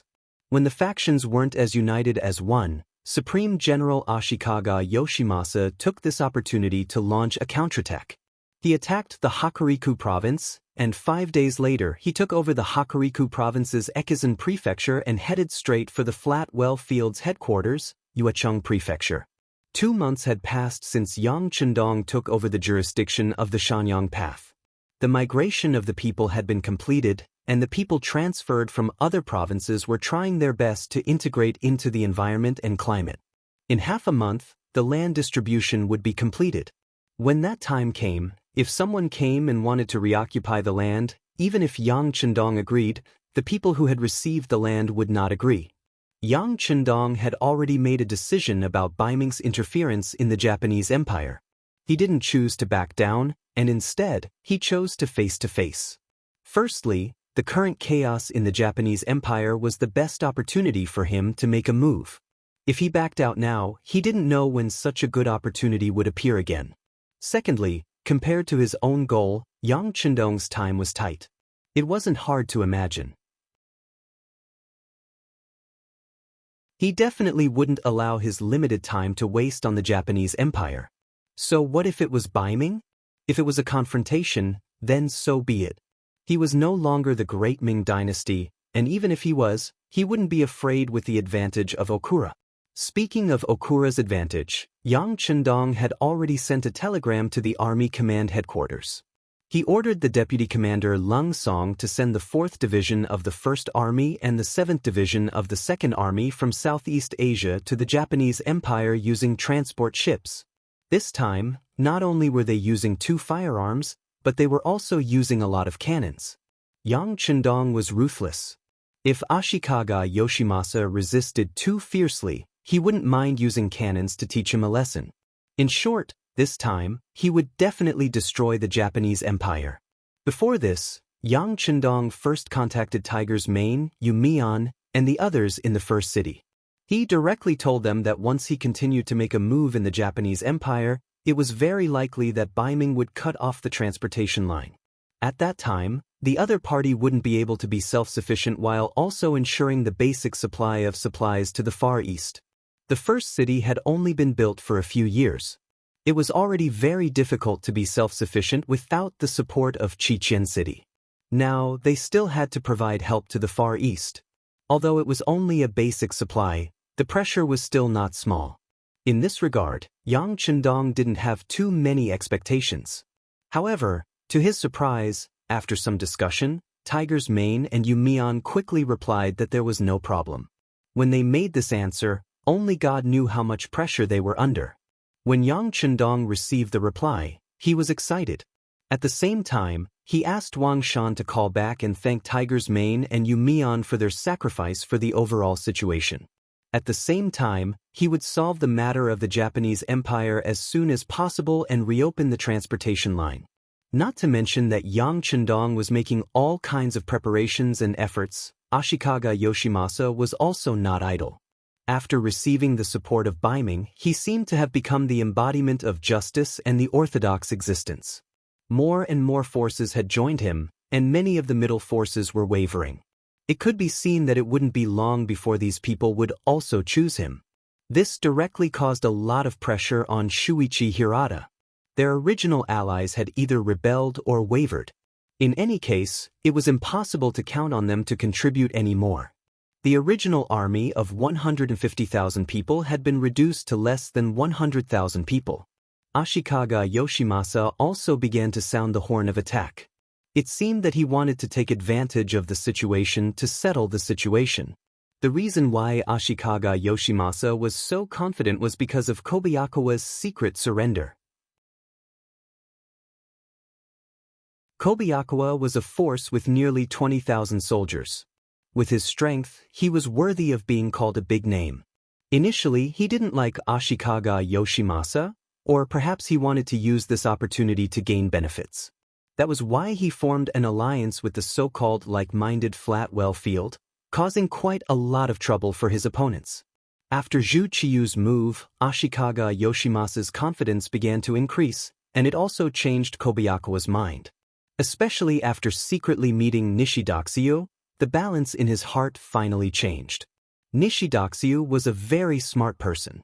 This time, not only did he want Kobayakawa to be his pawn, he also asked him not to announce his surrender. He wanted him to be prepared to deal a heavy blow to the Flatwell Field at the crucial moment. This was to prove that he had joined the great general's camp. Kobayakawa, of course, would not refuse. He agreed immediately and began to wait for the opportunity. When he finally saw the great general's attack, he knew that he was about to be put to good use. He secretly mobilized his troops and was prepared to attack the Flatwell Field at any time. But at this time, a piece of news came that made him hesitate. In just 3 days, 6 leaders of the Japanese Empire who had defected to Ashikaga Yoshimasa's forces were secretly assassinated. After the incident, there was no clue at all. The identity of the murderer became a mystery, making the situation that seemed very clear become blurred again. The sudden assassination plan made Kobayakawa, who was prepared to take action, hesitate. His many years of experience told him that this matter was strange. If he didn't understand what was going on, he might regret it for the rest of his life if he made a decision casually. There were many people who had the same idea as Kobayakawa. After all, 6 people died in 3 days. If it was a coincidence, no one would believe it. Then the question was, why did they die? Why were they killed so quietly? Considering that these 6 people were born in different places, had different levels of power and influence, and were quite different in age, they all had one thing in common, which was that they had all opposed Ashikaga Yoshimasa. Now they had changed to support him, which was very scary. Could it be that their action of going back on their words angered someone? From the looks of it, to be able to kill 6 people without leaving any evidence behind, just this point alone was not something an ordinary person could do. Could it be the Flatwell Field? After all, this person had stayed by the side of the emperor. More importantly, he was born in a ninja family. With such an inheritance, it was not strange that he could do such a thing. But could it really be him? Was he trying to warn others? The Flatwell Field, who was being speculated by everyone, was also secretly sad at this moment in Echu Prefecture of Hokuriku. The assassination was really not his doing. It was true that he was born in a ninja family, but no one knew better than him that the ninja masters of his family had long withered. The only one they could rely on was Kobayakawa, who always protected him. How could Flatwell Field, who no longer had the ability to threaten others and could only defend himself, do such a thing? For this reason, he specially called Kobayakawa to ask him about this matter. Kobayakawa, could it be someone who has a very good relationship with our family, or your former friends who couldn't stand it? After a little hesitation, Kobayakawa gave an answer. As if he found that Flatwell Field didn't believe it, he replied with a solemn face. If only 1 or 2 people died, it might be possible, but 6 people died at once. This is a bit unbelievable. You know, the ninja power of our family has long been declining. Even if they wanted to do it, I'm afraid they don't have the ability to do it. Kobayakawa's answer completely cut off Flatwell Field's idea. He sighed and said, "Then who could it be?" "General, it shouldn't be the work of the Japanese Empire. Most of the ninja forces are now in the hands of Ashikaga Yoshimasa. He wouldn't do such a thing, and because of his existence, no one in the Japanese Empire has the strength and courage to do such a thing." So, listening to Kobayakawa's analysis, Flatwell Field felt that he had grasped something. "So you said that it's not the work of the Japanese Empire? Could it be Bugnam of Gojoseon?" "It's Bugnam of Gojoseon, it must be him." Ashikaga Yoshimasa, who was in Hakuriku's Ekizen prefecture, was roaring angrily in a large courtyard that he had just occupied not long ago. At first, like everyone else, he thought that the killer was Flatwell Field, who asked him to be his biggest enemy now, and at the same time he also had a ninja background. But when he also called Matsumoto Kazuma, who was in charge of the ninja department, he ruled out the possibility that Flatwell Field was behind the scenes, and finally set the target on Yang Chendong.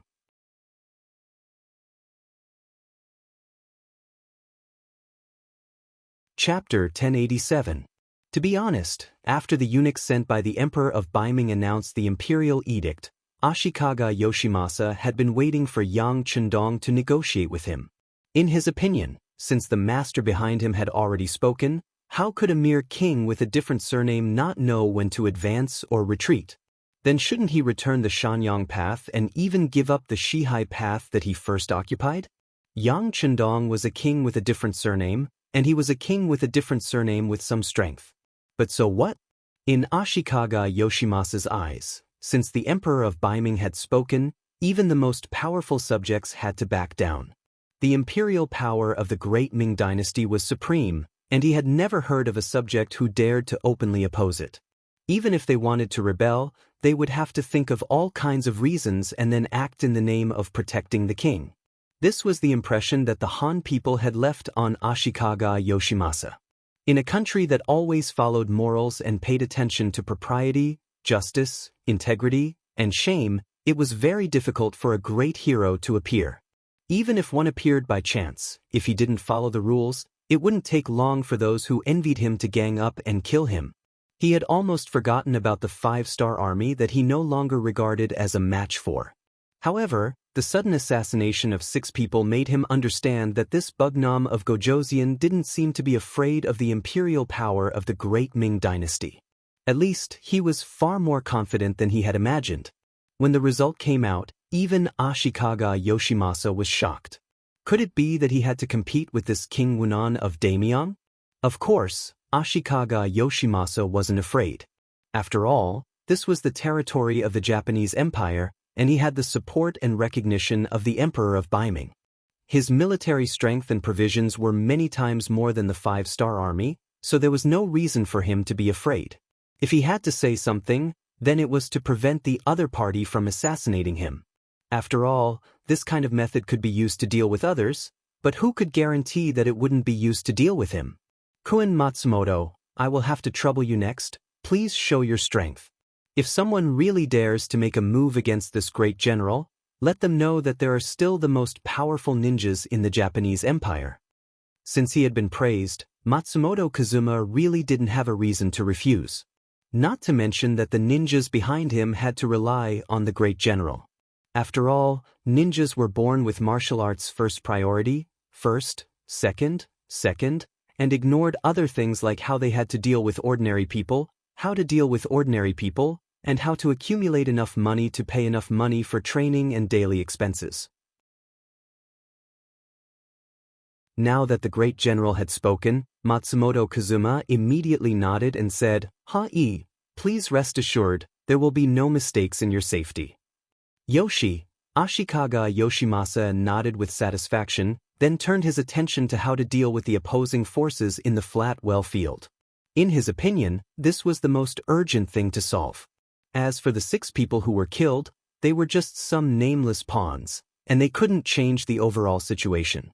After he calmed down the civil strife in the Japanese Empire, the 5-star army, as an outsider, would no longer need to stay here, so they would have to leave. It was naturally Yang Chendong's idea to kill them, and it was the Wolf Fong Special Forces that did it. When this Wolf Fong Special Forces was first established, They were set to complete beheadings and various other urgent tasks. However, killing 6 unsuspecting leaders of the Japanese Empire didn't take much effort. Coupled with the complete information from the intelligence department, it wasn't as simple as killing chickens, but in short, it wasn't that difficult. Today, the 5-star army was still stabilizing the Nankado area. Yang Chendong knew very well that without a stable rear, once they fought with the enemy, it would be a terrible thing, so the army couldn't move yet. Even so, the Wolf Fang Special Forces and the Ghost Shadow Assault Team came in handy at this moment. Continue to issue orders to them, let Wolf Fang and Ghost Shadow cooperate well and make them stand out. Sigh, we still don't have enough people. Yang Chendong sighed and said to Beta Persei beside him. Beta Persei liked to see the young master's domineering aura. After he laughed, he went out to find the reporter, Wang Shan. A new bloody storm unfolded one by one in the following time. After the 6 people were killed, on the 4th day, 2 more leaders who publicly supported Ashikaga Yoshimasa were killed. On the 5th day, 3 people were killed, and on the 6th day, 2 more people were killed. When the news continued to spread, not only did the forces who had originally said that they would stand up to support Ashikaga Yoshimasa stop all their actions, but some of the forces who had publicly supported Ashikaga Yoshimasa actually shouted slogans against it. But they just shouted. They didn't mean to attack the forces of the great general. Instead, after shouting, they went into hiding like a turtle. Smart people could see at a glance that they were just doing this to save their lives. It was just a gesture. But this gesture was enough to give Ashikaga Yoshimasa a headache.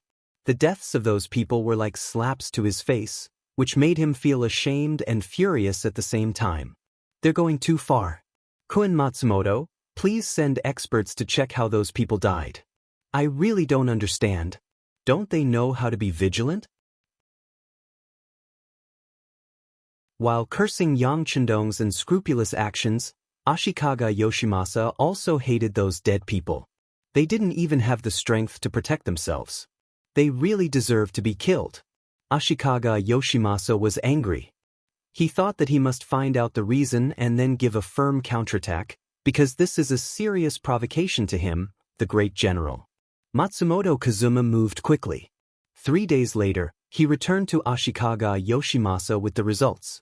He had already seen the bodies of the dead, so it was easy for him to find the gunshot wounds and the bullets that had entered their bodies. Oh, so they were killed by firearms from a distance? Listening to the report, Ashikaga Yoshimasa asked with some surprise. Yes. I have long heard that the firearms in the 5-star army are very advanced. Now it seems to be true. Matsumoto Kazuma nodded and admitted. The facts were in front of him. Ashikaga Yoshimasa's heart also gave birth to a trace of fear. After all, the unknown was the scariest. What if the 5-star army used the same method on him? What should he do? Would he be able to defend himself? Just as his face was constantly changing and uncertain, Matsumoto Kazuma on the side seemed to have seen something.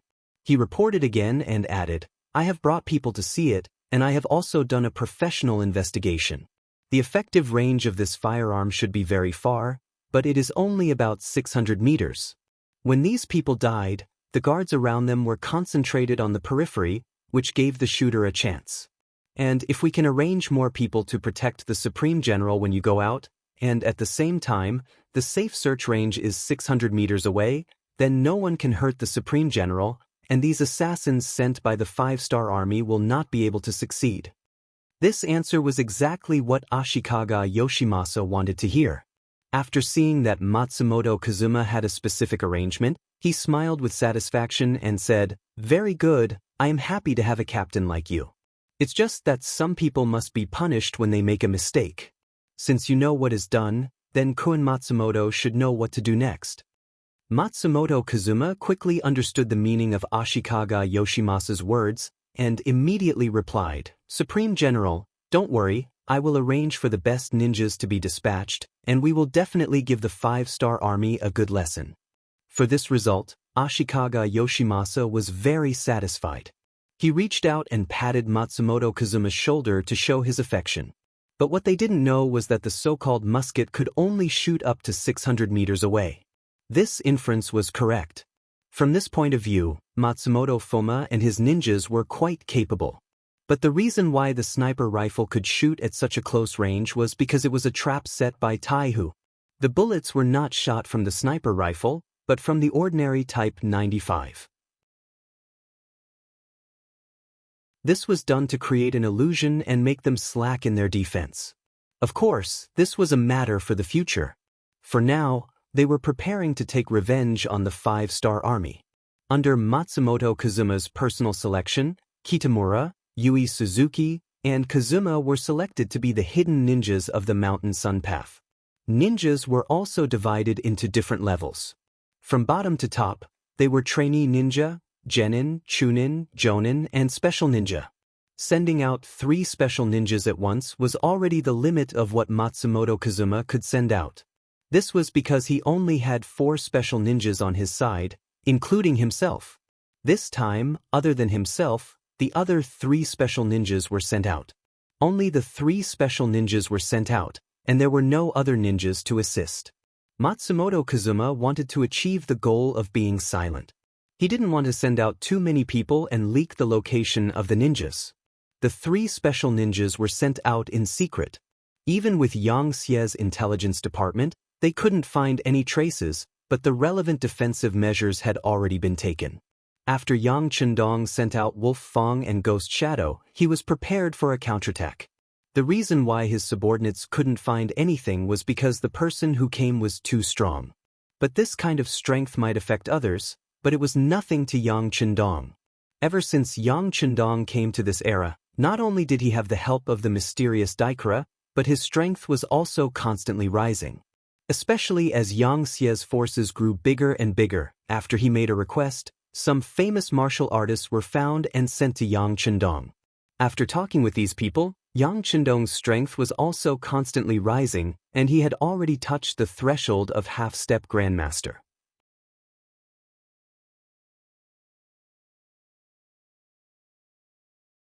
Chapter 1088.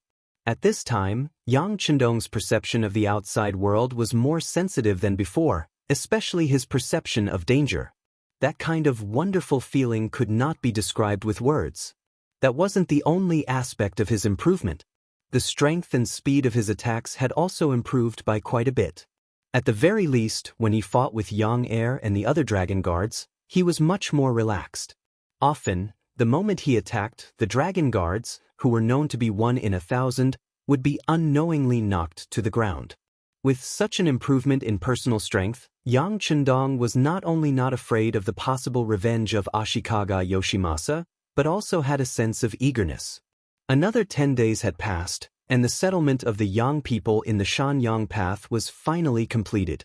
The non-human people who were sent over from the various provinces were allocated to their own fields according to their population. Some businesses had also started to be established, and things that were closely related to the people such as grain stores and salt stores were also opened one after another. This had greatly stabilized the local situation and the hearts of the people. Not only that, the 4th Division and the 7th Army, who were ordered to come, had also arrived.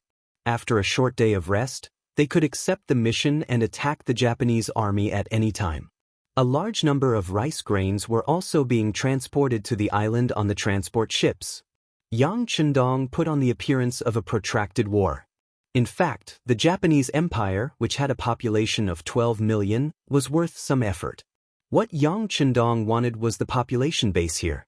If used well, it would become an excellent reserve warehouse for soldiers, which would solve many of his problems with the source of soldiers.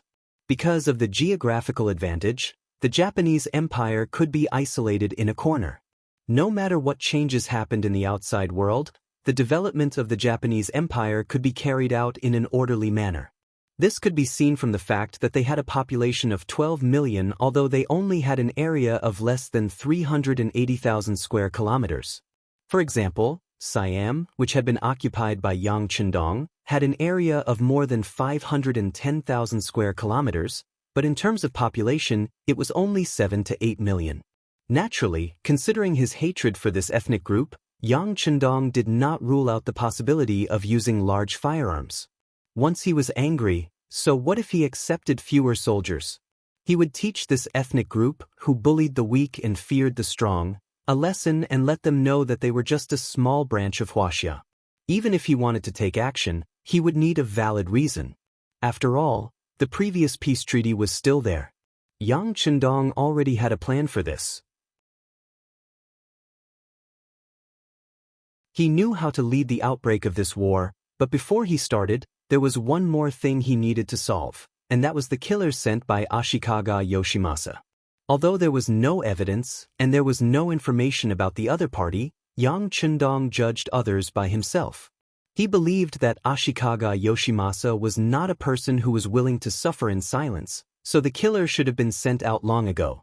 It was just that the action was secretive and had not been discovered. It didn't matter. Huaxia had a long history, and it was very famous in the art of war.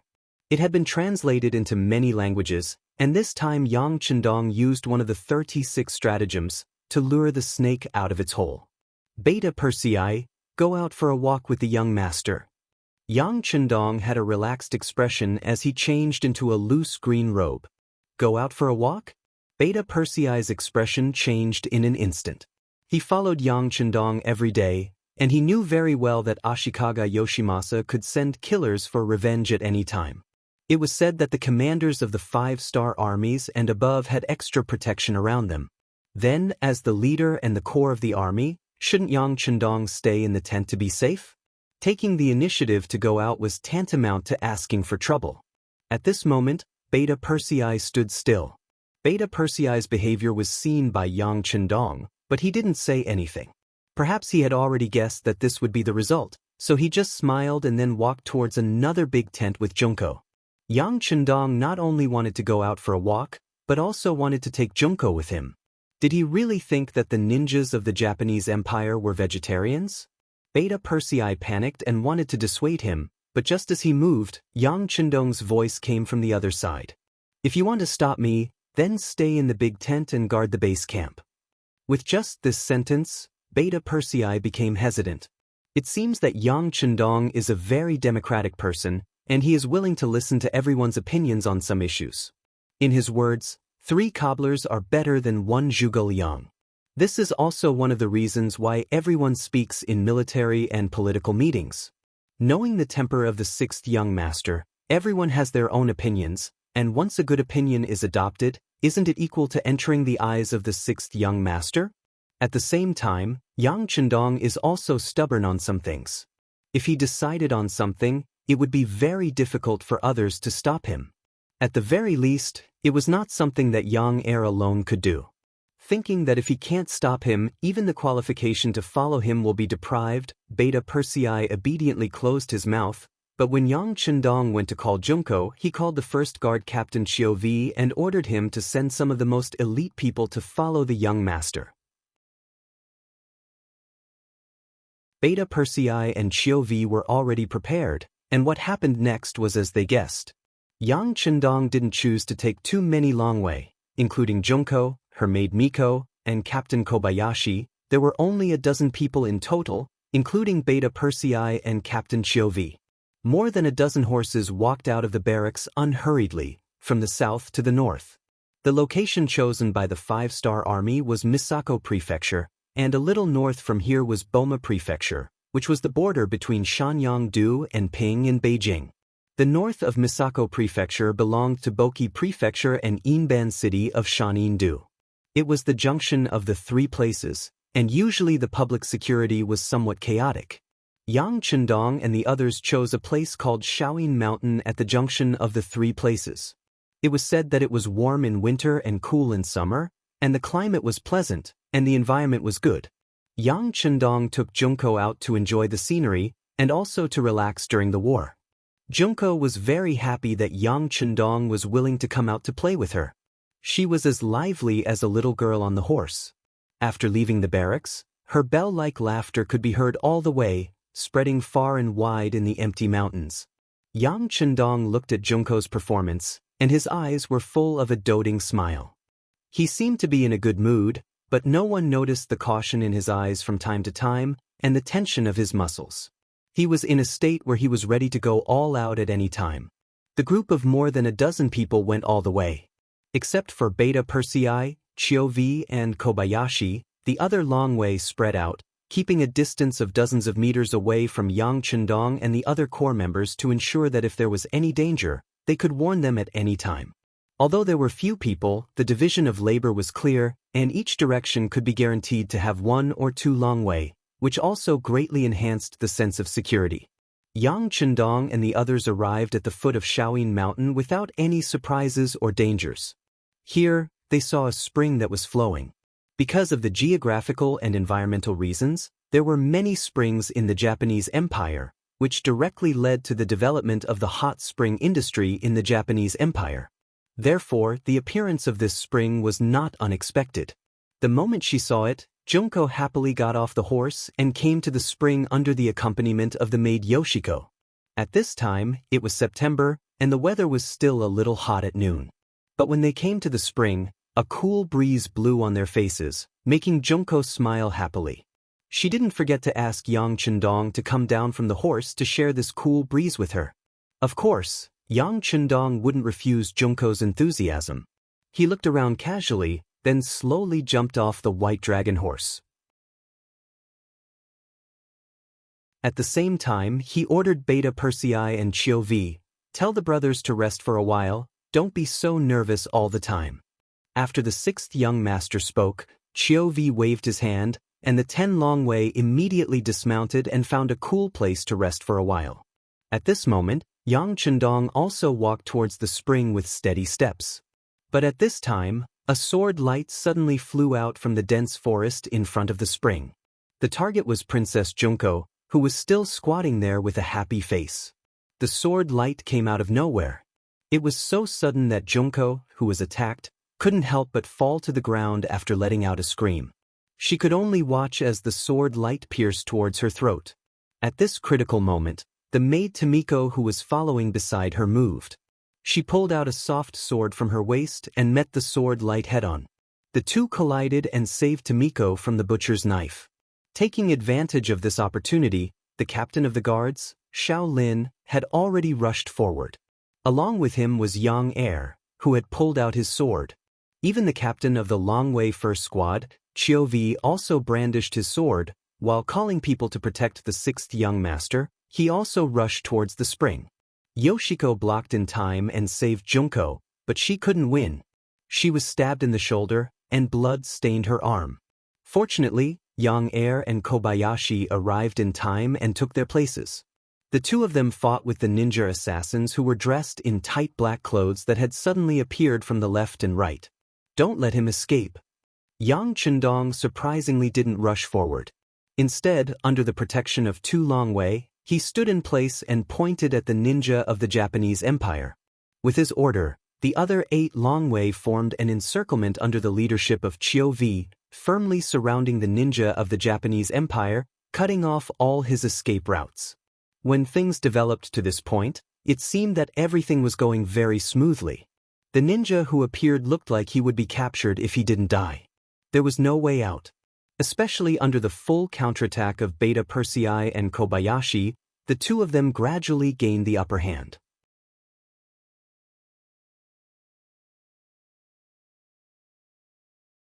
Chapter 1089. Whoosh!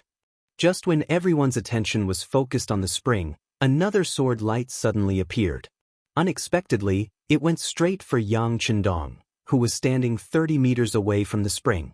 The appearance of the sword light did indeed catch everyone off guard. At least the two Longwei who were protecting Yang Chendong were not fully prepared. Just a moment ago, their eyes were still on the spring. Who would have thought that a new sword light would appear, and the target would be them? However, no matter how sudden the sword light was, the two Longwei instinctively blocked in front of Yang Chendong with their swords. They only had one goal. Even if they had to die, they could not let the sixth young master get hurt. Otherwise, they did not deserve to be a member of the Longwei. Get out of the way! The two Longwei instinctively wanted to use their bodies to block the sixth young master and complete their mission. Because of their panic, they were a little unsteady and exposed a flaw in their defense.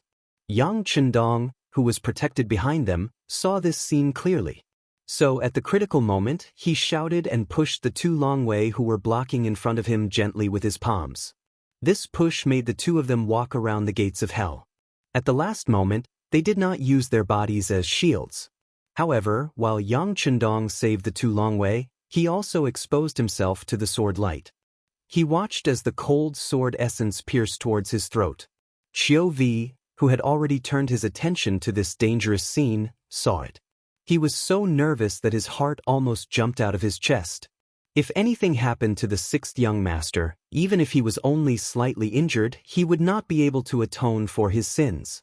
And once he was stabbed by this sword, he was afraid that it would not be as simple as a small injury. If something really happened to him, he would become Yang Xie's sinner. Thinking of this, Qiu Vi shouted and desperately rushed forward. He only hoped that the sixth young master's injury would be less serious, so that even if he died, he could die with a smile on his face. Everyone was stunned, and Junko, who had been rescued, cried out in alarm. The sword was getting closer and closer to Yang Chendong's throat, and there was no way to dodge it. Yang Chendong looked very calm in the face of this fatal sword strike. There was no trace of panic in his eyes. When the sword was less than half a fist away from his throat, he suddenly jumped up and retreated, as if he had been pulled by a wire and was shooting a movie. The ninja who attacked didn't expect such a result.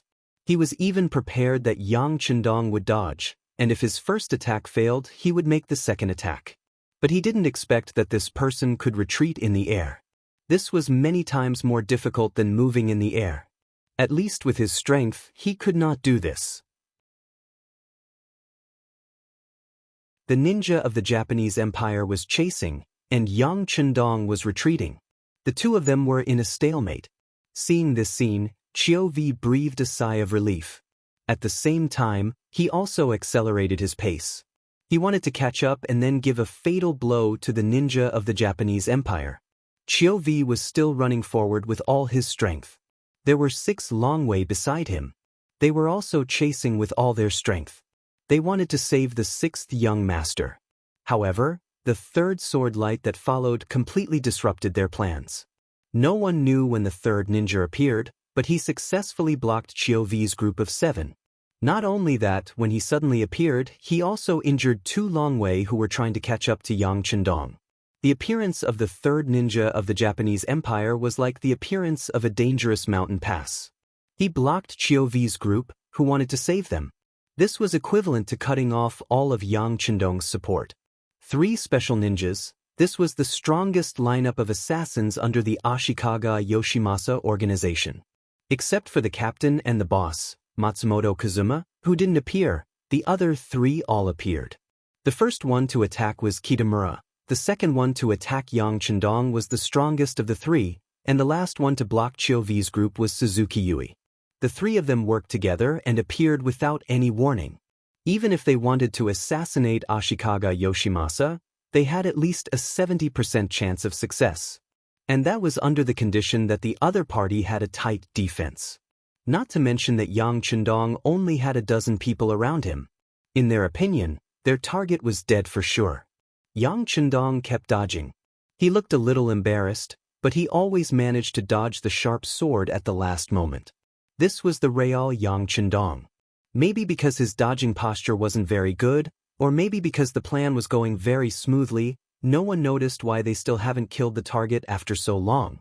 The 3 special ninjas were completely immersed in the joy of being able to make a great contribution.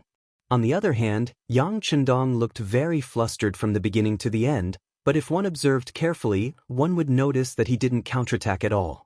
All of his actions looked very flustered, but it was also very strange. For example, why didn't he rush forward when he saw Junko being assassinated? Why did he just stand there?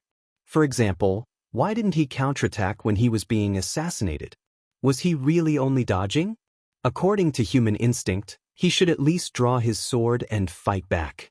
Yang Chendong didn't do anything, he just kept dodging and looking around. Yes, Yang Chendong was using this opportunity to observe everything around him. Before he could confirm whether there were only 3 assassins or not, and whether there were other backup plans, he wouldn't act rashly. The reason was that he didn't want to alert the enemy. This was where Yang Chendong's confidence came from. He had already touched the threshold of the supreme power realm. That was the reason why he still walked out of the military camp with Junko, even though he knew that Ashikaga Yoshimasa would probably do the same to him after he sent someone to assassinate Junko. Some methods were not only used by him, others could also learn and use them. In order not to let the officers under his command become the target of Ashikaga Yoshimasa's anger, Yang Chendong stepped forward bravely and used himself as the bait. Everything was as he expected. The appearance of the 3 special ninjas was satisfactory, otherwise, Yang Chendong would really have to worry about the safety of the low-level officers. Now that the assassins had appeared, what he needed to do was to determine whether there were other enemies around. With his 5 senses, which had already touched the threshold of a grandmaster, it was easy for him to get a clear picture of the situation nearby. After confirming that he did not sense any new auras, he was basically certain that only the 3 killers had come. Yang Chendong, who was constantly dodging, suddenly smiled. This Ashikaga Yoshimasa was still very confident. Did he really think that only 3 ninjas could hurt him? At this moment, he was laughing at the opponent's arrogance and presumption. But this kind of smile was seen by Blowing Ishida, who was holding a ninja sword, and it gave him a bad feeling. Instinctively, he shouted, "Baka! Fuck you." Yang Chendong quickly replied. Then, without knowing when, a gun appeared in his right hand. He even made a shooting gesture towards Yoshimasa. Although he didn't know how powerful this gun was, Yoshimasa already knew the power of firearms from the information he received from the 5-star army. When he saw the gun being taken out, his body instinctively stopped, and he even made a dodging gesture. Taking advantage of this opportunity, Yang Chendong fired a shot into the sky. Immediately, a red light appeared. It was the appearance of a signal flare.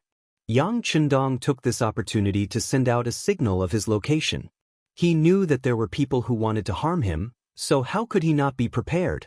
There were 200 people from the Wolf Fang Special Forces waiting near Shaoyin Mountain, but because they were afraid of being discovered by the assassins, they hid far away. The signal was sent out in order to prevent these 3 people from escaping. Since they wanted to kill him, then they should be prepared to be killed. Of course, Yang Chendong wouldn't really kill them, because they were far more convincing dead than alive. This was also one of the reasons why Yang Chendong didn't take out his gun to kill them. He wanted to keep them alive. The other reason was that Yang Chendong also wanted to test his own understanding of martial arts. Although he had Beta Persei and Long Way to practice, they were still his own people. He couldn't be ruthless. How could he have such an opportunity? It would be more satisfying to have a good enemy as a target. He put the signal flare back on his waist. At this moment, Yang Chendong's aura changed. When he looked at Yoshimasa, there was a hint of mockery in his eyes. He even made a beckoning gesture with his finger. His provocation was very strong. 8. Seeing that Yang Chendong was ignoring him, Yoshimasa was angry. After cursing, he suddenly rushed forward. At this moment, he perfectly used the advantage of a ninja's speed. He covered a distance of 3 or 4 meters in one step, instantly closing the distance between him and Yang Chendong. Yoshimasa was fast enough, but Yang Chendong's reaction was even faster. His body had already changed when the other party cursed. When the sword pierced through, it naturally pierced nothing. Then he felt a pain in his left shoulder and couldn't help but grimace. Yang Chendong finally started to fight back. He patted Yoshimasa's shoulder. It seemed that he didn't use much strength, just a light pat, but Yoshimasa knew that his shoulder was broken. This is the difference between hard skills and internal strength. It can also be said to be the difference between external strength and internal strength. At Yang Chendong's level, although he couldn't use a branch as a sword to fight against all things, he could still turn his strength into internal strength and hit it out.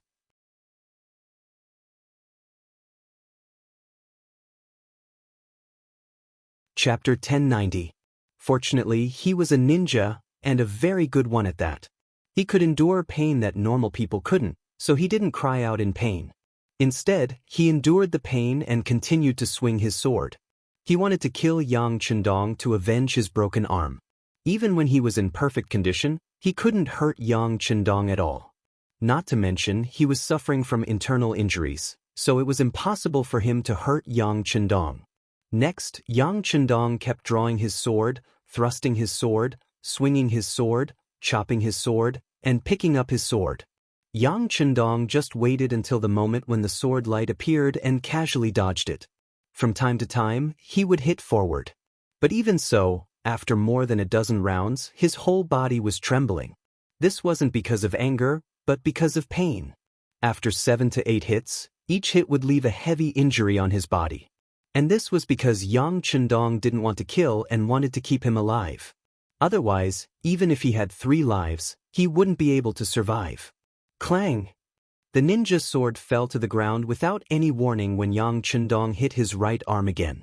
As the sword fell to the ground, Blawushi also knelt on the ground. At this moment, he felt that his whole body was falling apart. Every movement required a lot of effort and strength. In this state, even if he was facing a normal 5-star army soldier, let alone Yang Chendong, who was half a grandmaster, he wouldn't be able to kill him. Blawushi knelt on the ground, and Yang Chendong didn't even look at him. He walked past him with an indifferent expression and headed towards Yui Suzuki, who was blocking Cho Wu and the others. Although Yu Suzuki's back was facing Yang Chendong most of the time, his ninja's sharp senses allowed him to observe the situation from time to time. So much time had passed.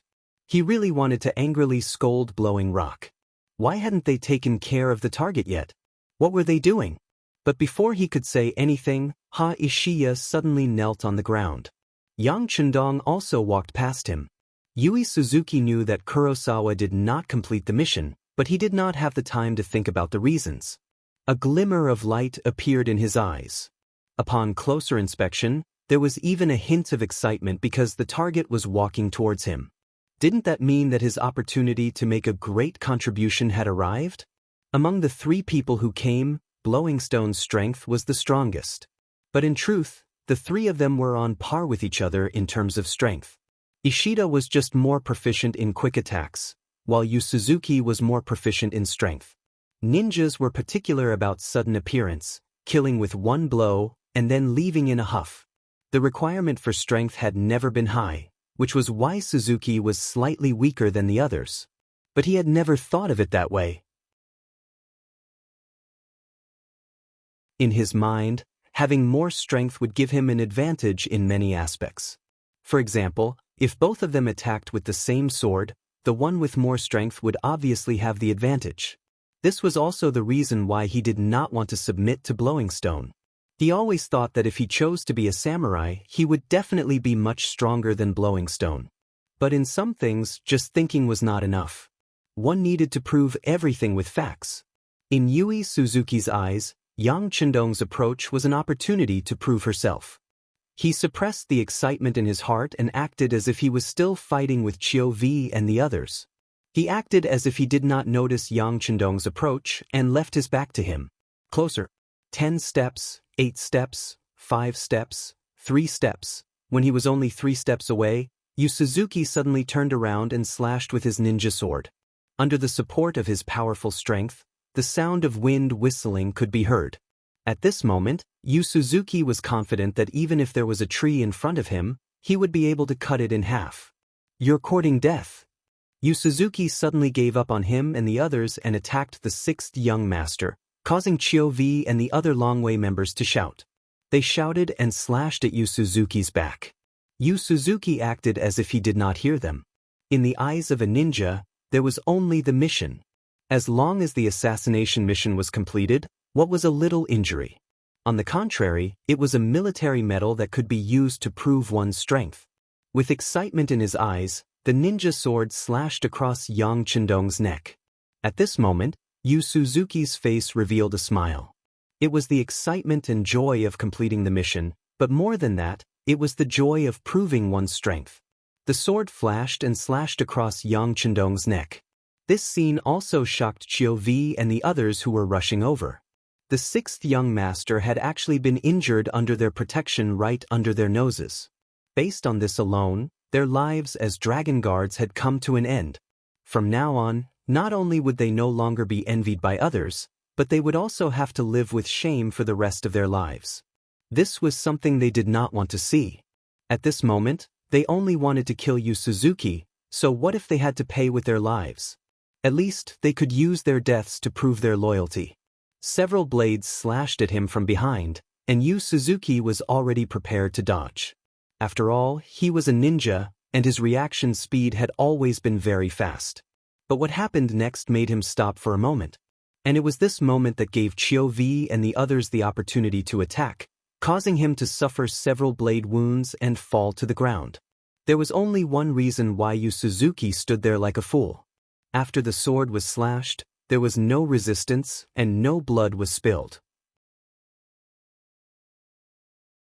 It was as if he had slashed through the air, but he clearly saw the sword slashing through the target's throat. What the hell is going on? No one knows and no one will know what is the limit of Yang Chendong's speed right now. Because just now, because his speed was too fast, there was actually an afterimage. That ninja sword was just an afterimage, but because it was too fast, it actually gave people a very real feeling. Yang Chendong, who used his extreme speed, appeared next to Yu Suzuki. But he didn't take the opportunity to attack. Chio-V and the other Longwei ninjas had already attacked. He already knew the result. Leave him alive. After saying those words, Yang Chendong had already leaped over here and quickly rushed towards the last ninja, who was standing at the entrance of the North Village. Kitamura's strength wasn't bad. Not only did he injure Kobayashi, but he also forced the other two Longwei ninjas to retreat. If Beta Persei hadn't been pestering him, he would have already left this place. With only Beta Persei as his opponent, Kitamura was very relaxed. Speaking of which, in terms of overall strength, Kitamura wasn't Beta Persei's opponent. For example, when it comes to fighting on the battlefield, they weren't even on the same level. In other words, Beta Persei's Kung Fu was an open strategy, focused on opening and closing. On the other hand, Kitamura's Kung Fu was a conspiracy, focused on speed, accuracy, and surprise attacks. When a hero meets an assassin, it's easy to imagine that the former would be very aggrieved, having a feeling of powerlessness. Beta Persei was like that. Although he was already using a lot of strength, every time he was about to press down on his opponent, Bei Quanku only needed to increase his speed to dodge nimbly and return to safety. He could even pose a certain threat to Yang Er. On the battlefield, Yang Er had followed Yang Chendong to this day. Everywhere he passed, there were piles of bones of the enemy. All of them were pointed at by the weapons and no one could stop them. But when facing an opponent like Kitamura, who didn't want to fight him head-on, he felt powerless. This made him unable to help but yell to vent his grievances. While Beta Persei was yelling and shouting like he was going crazy, Kitamura continued to fight while paying attention to the changes in the battlefield. Especially when his target was killed, Chua knelt on the ground without any warning. Then, after a brief moment of shock, Yu Suzuki was injured by Longwei and subdued on the ground. All of these changes happened so quickly that it was completely beyond Kitamura's imagination. Just as he was wondering what was going on, Yang Chendong, dressed in green, was already 5 meters in front of him. Although there was still a distance of 5 meters between them, the North Village entrance could already feel the presence of danger from the pressure. After 2 of his companions were subdued, he already knew that this mission was impossible to complete. What he needed to do now was to leave this place immediately. A white smoke suddenly appeared without warning, and then Kitamura, who was standing between Yang Chendong and Beta Persei, suddenly disappeared into thin air. It was as if no one had ever been there. The scene in front of him shocked Beta Persei. He had only heard about ninjas before, but this was the first time he saw what happened. On the other hand, Yang Chendong's face didn't change at all. As early as in his previous life, in order to complete various missions, he had fought with ninjas more than once. But at that time, technology was extremely advanced, and the ninja's advantage had gradually declined. A single sentence could decide everything. Can a person be faster than a bullet? Especially with all kinds of surveillance equipment, all kinds of special glasses, it was very difficult to hide in thin air. But now, the ninja's method of hiding using light and sound waves was very powerful. At least, Yang Chendong needed some time to find the other party's trace. Fortunately, it was daytime and there wasn't much cover. With his extraordinary experience, Yang Chendong quickly locked on to the direction. Suddenly, he pointed to a big tree 10 meters away from the spring and said, "He's there, hiding in the tree."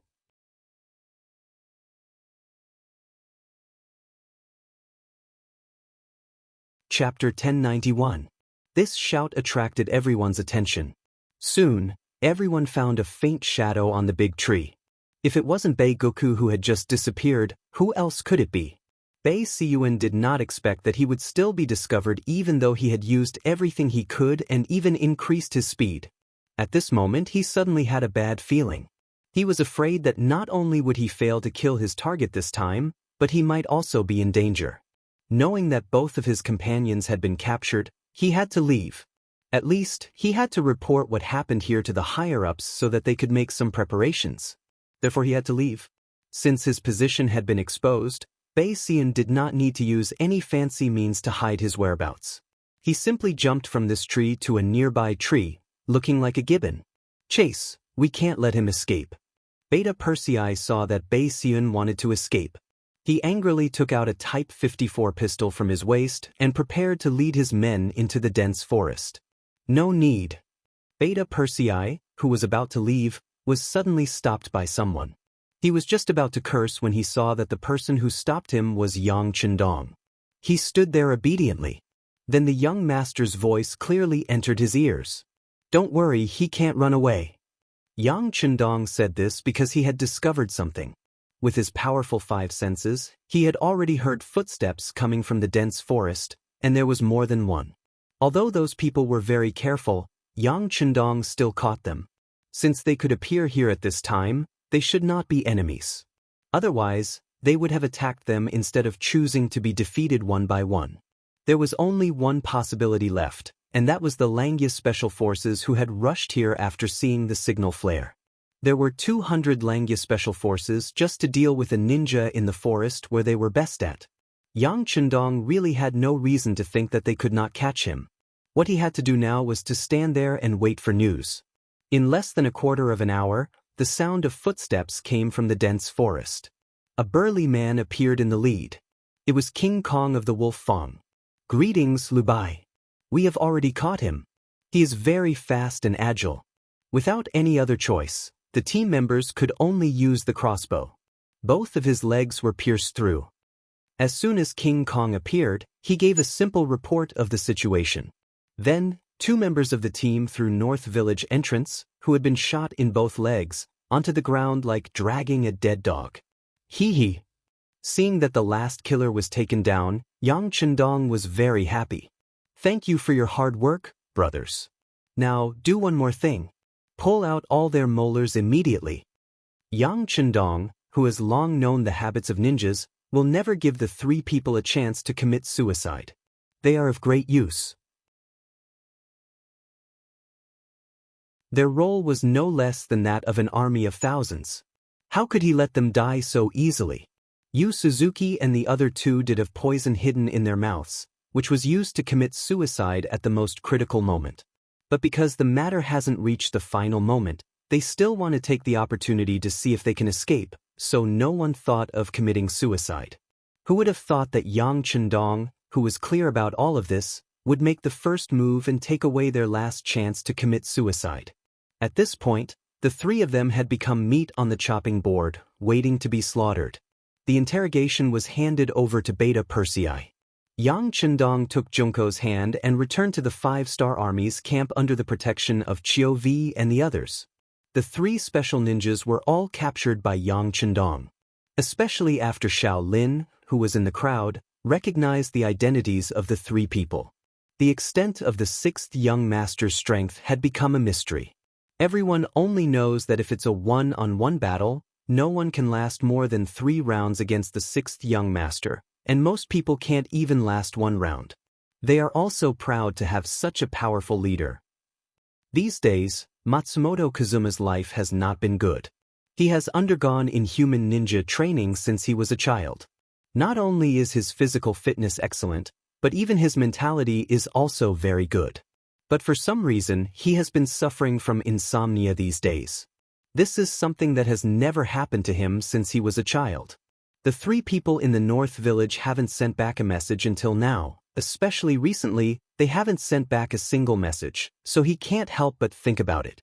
If he didn't consider the strength of the 3 people in the North Village, he would have thought that something happened to them. Will something really happen to them? After the problem appeared, Matsumoto Kazuma asked himself in his heart. It shouldn't be. The thought just appeared in his mind, but it was rejected by himself. The strength of these 3 people is comparable to his own. It's because he knows them too well that Matsumoto Kazuma doesn't believe that anyone can control them. Not to mention that the 3 people are very powerful special ninjas. If it's not the right time, they will never easily make a move. With the ability of the 3 of them, it's impossible for all of them to be caught. At least 1 or 2 of them can escape. It's because he knows them too well that Matsumoto Kazuma is so confident. If it's another commander, they may have already prepared for the worst.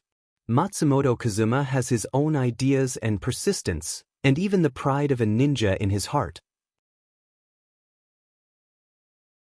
As a parasitic ninja who has always been attached to other forces, he has always had an idea, that is, he hopes that one day he can break all the shackles, no longer rely on others, and he can stand on his own and stand alone.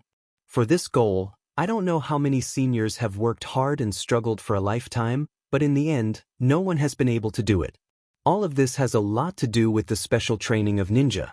To become a qualified ninja, it takes not only hard work and effort, but also a mentality that requires one to be undistracted, not to be disturbed by everything, and to be able to devote oneself to it wholeheartedly. Only in this way can a truly excellent ninja be trained.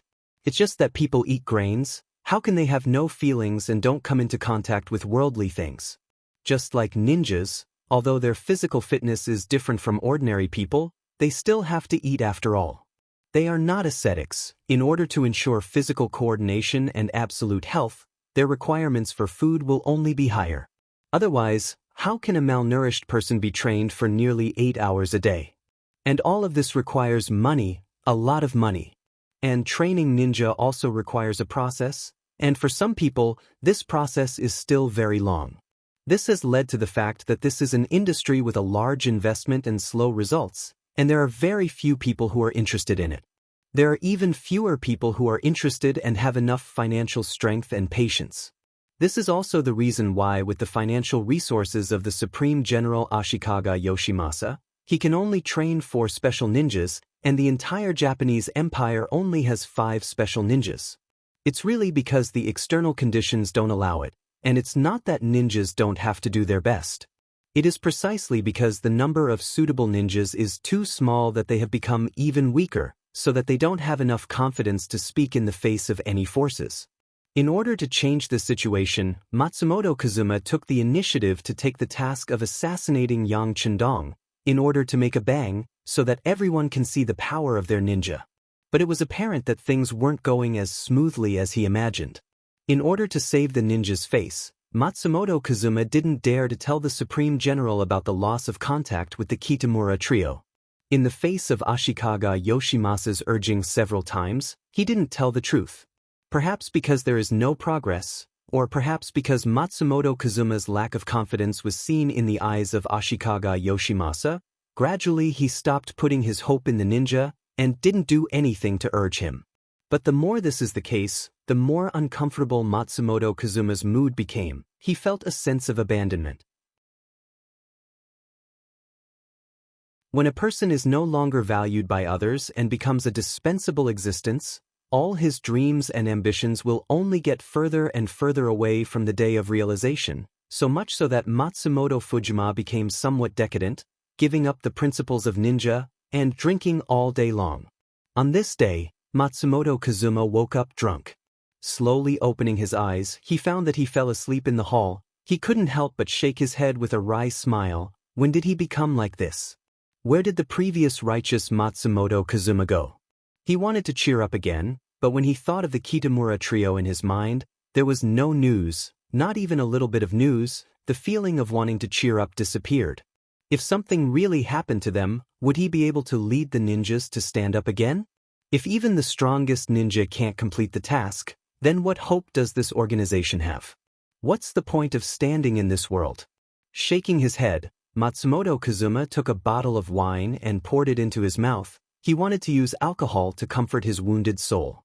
Although the degree of wine in the Japanese Empire is not high, for him who has no experience in drinking, it is enough to numb his nerves. After pouring a third of the bottle of wine into his mouth, Matsumoto Kazuma felt a slightly spicy taste. The corner of his mouth revealed a satisfied smile. He really didn't know what else to do besides drinking. Clang. The loud sound of the door opening aroused Matsumoto Kazuma's vigilance. This is the ninja courtyard. According to the ninja's behavior, even the lowest genin walks quietly. It is absolutely impossible to make such a big noise when opening the door. This noise also attracted Matsumoto Kazuma's attention. Just when he was about to get up and go outside to see what is going on, the sound of sword clashing entered his ears, and then the door of his bedroom was pushed open, and 4 ninjas rushed in. Kuin Matsumoto, we are surrounded. It is the Supreme General Samurai team. Some of our companions have died in the courtyard. You should leave quickly. You're tuning in to the Passion Pages YouTube channel. We're so grateful for your support, and don't forget to subscribe to join us on this incredible journey through captivating stories.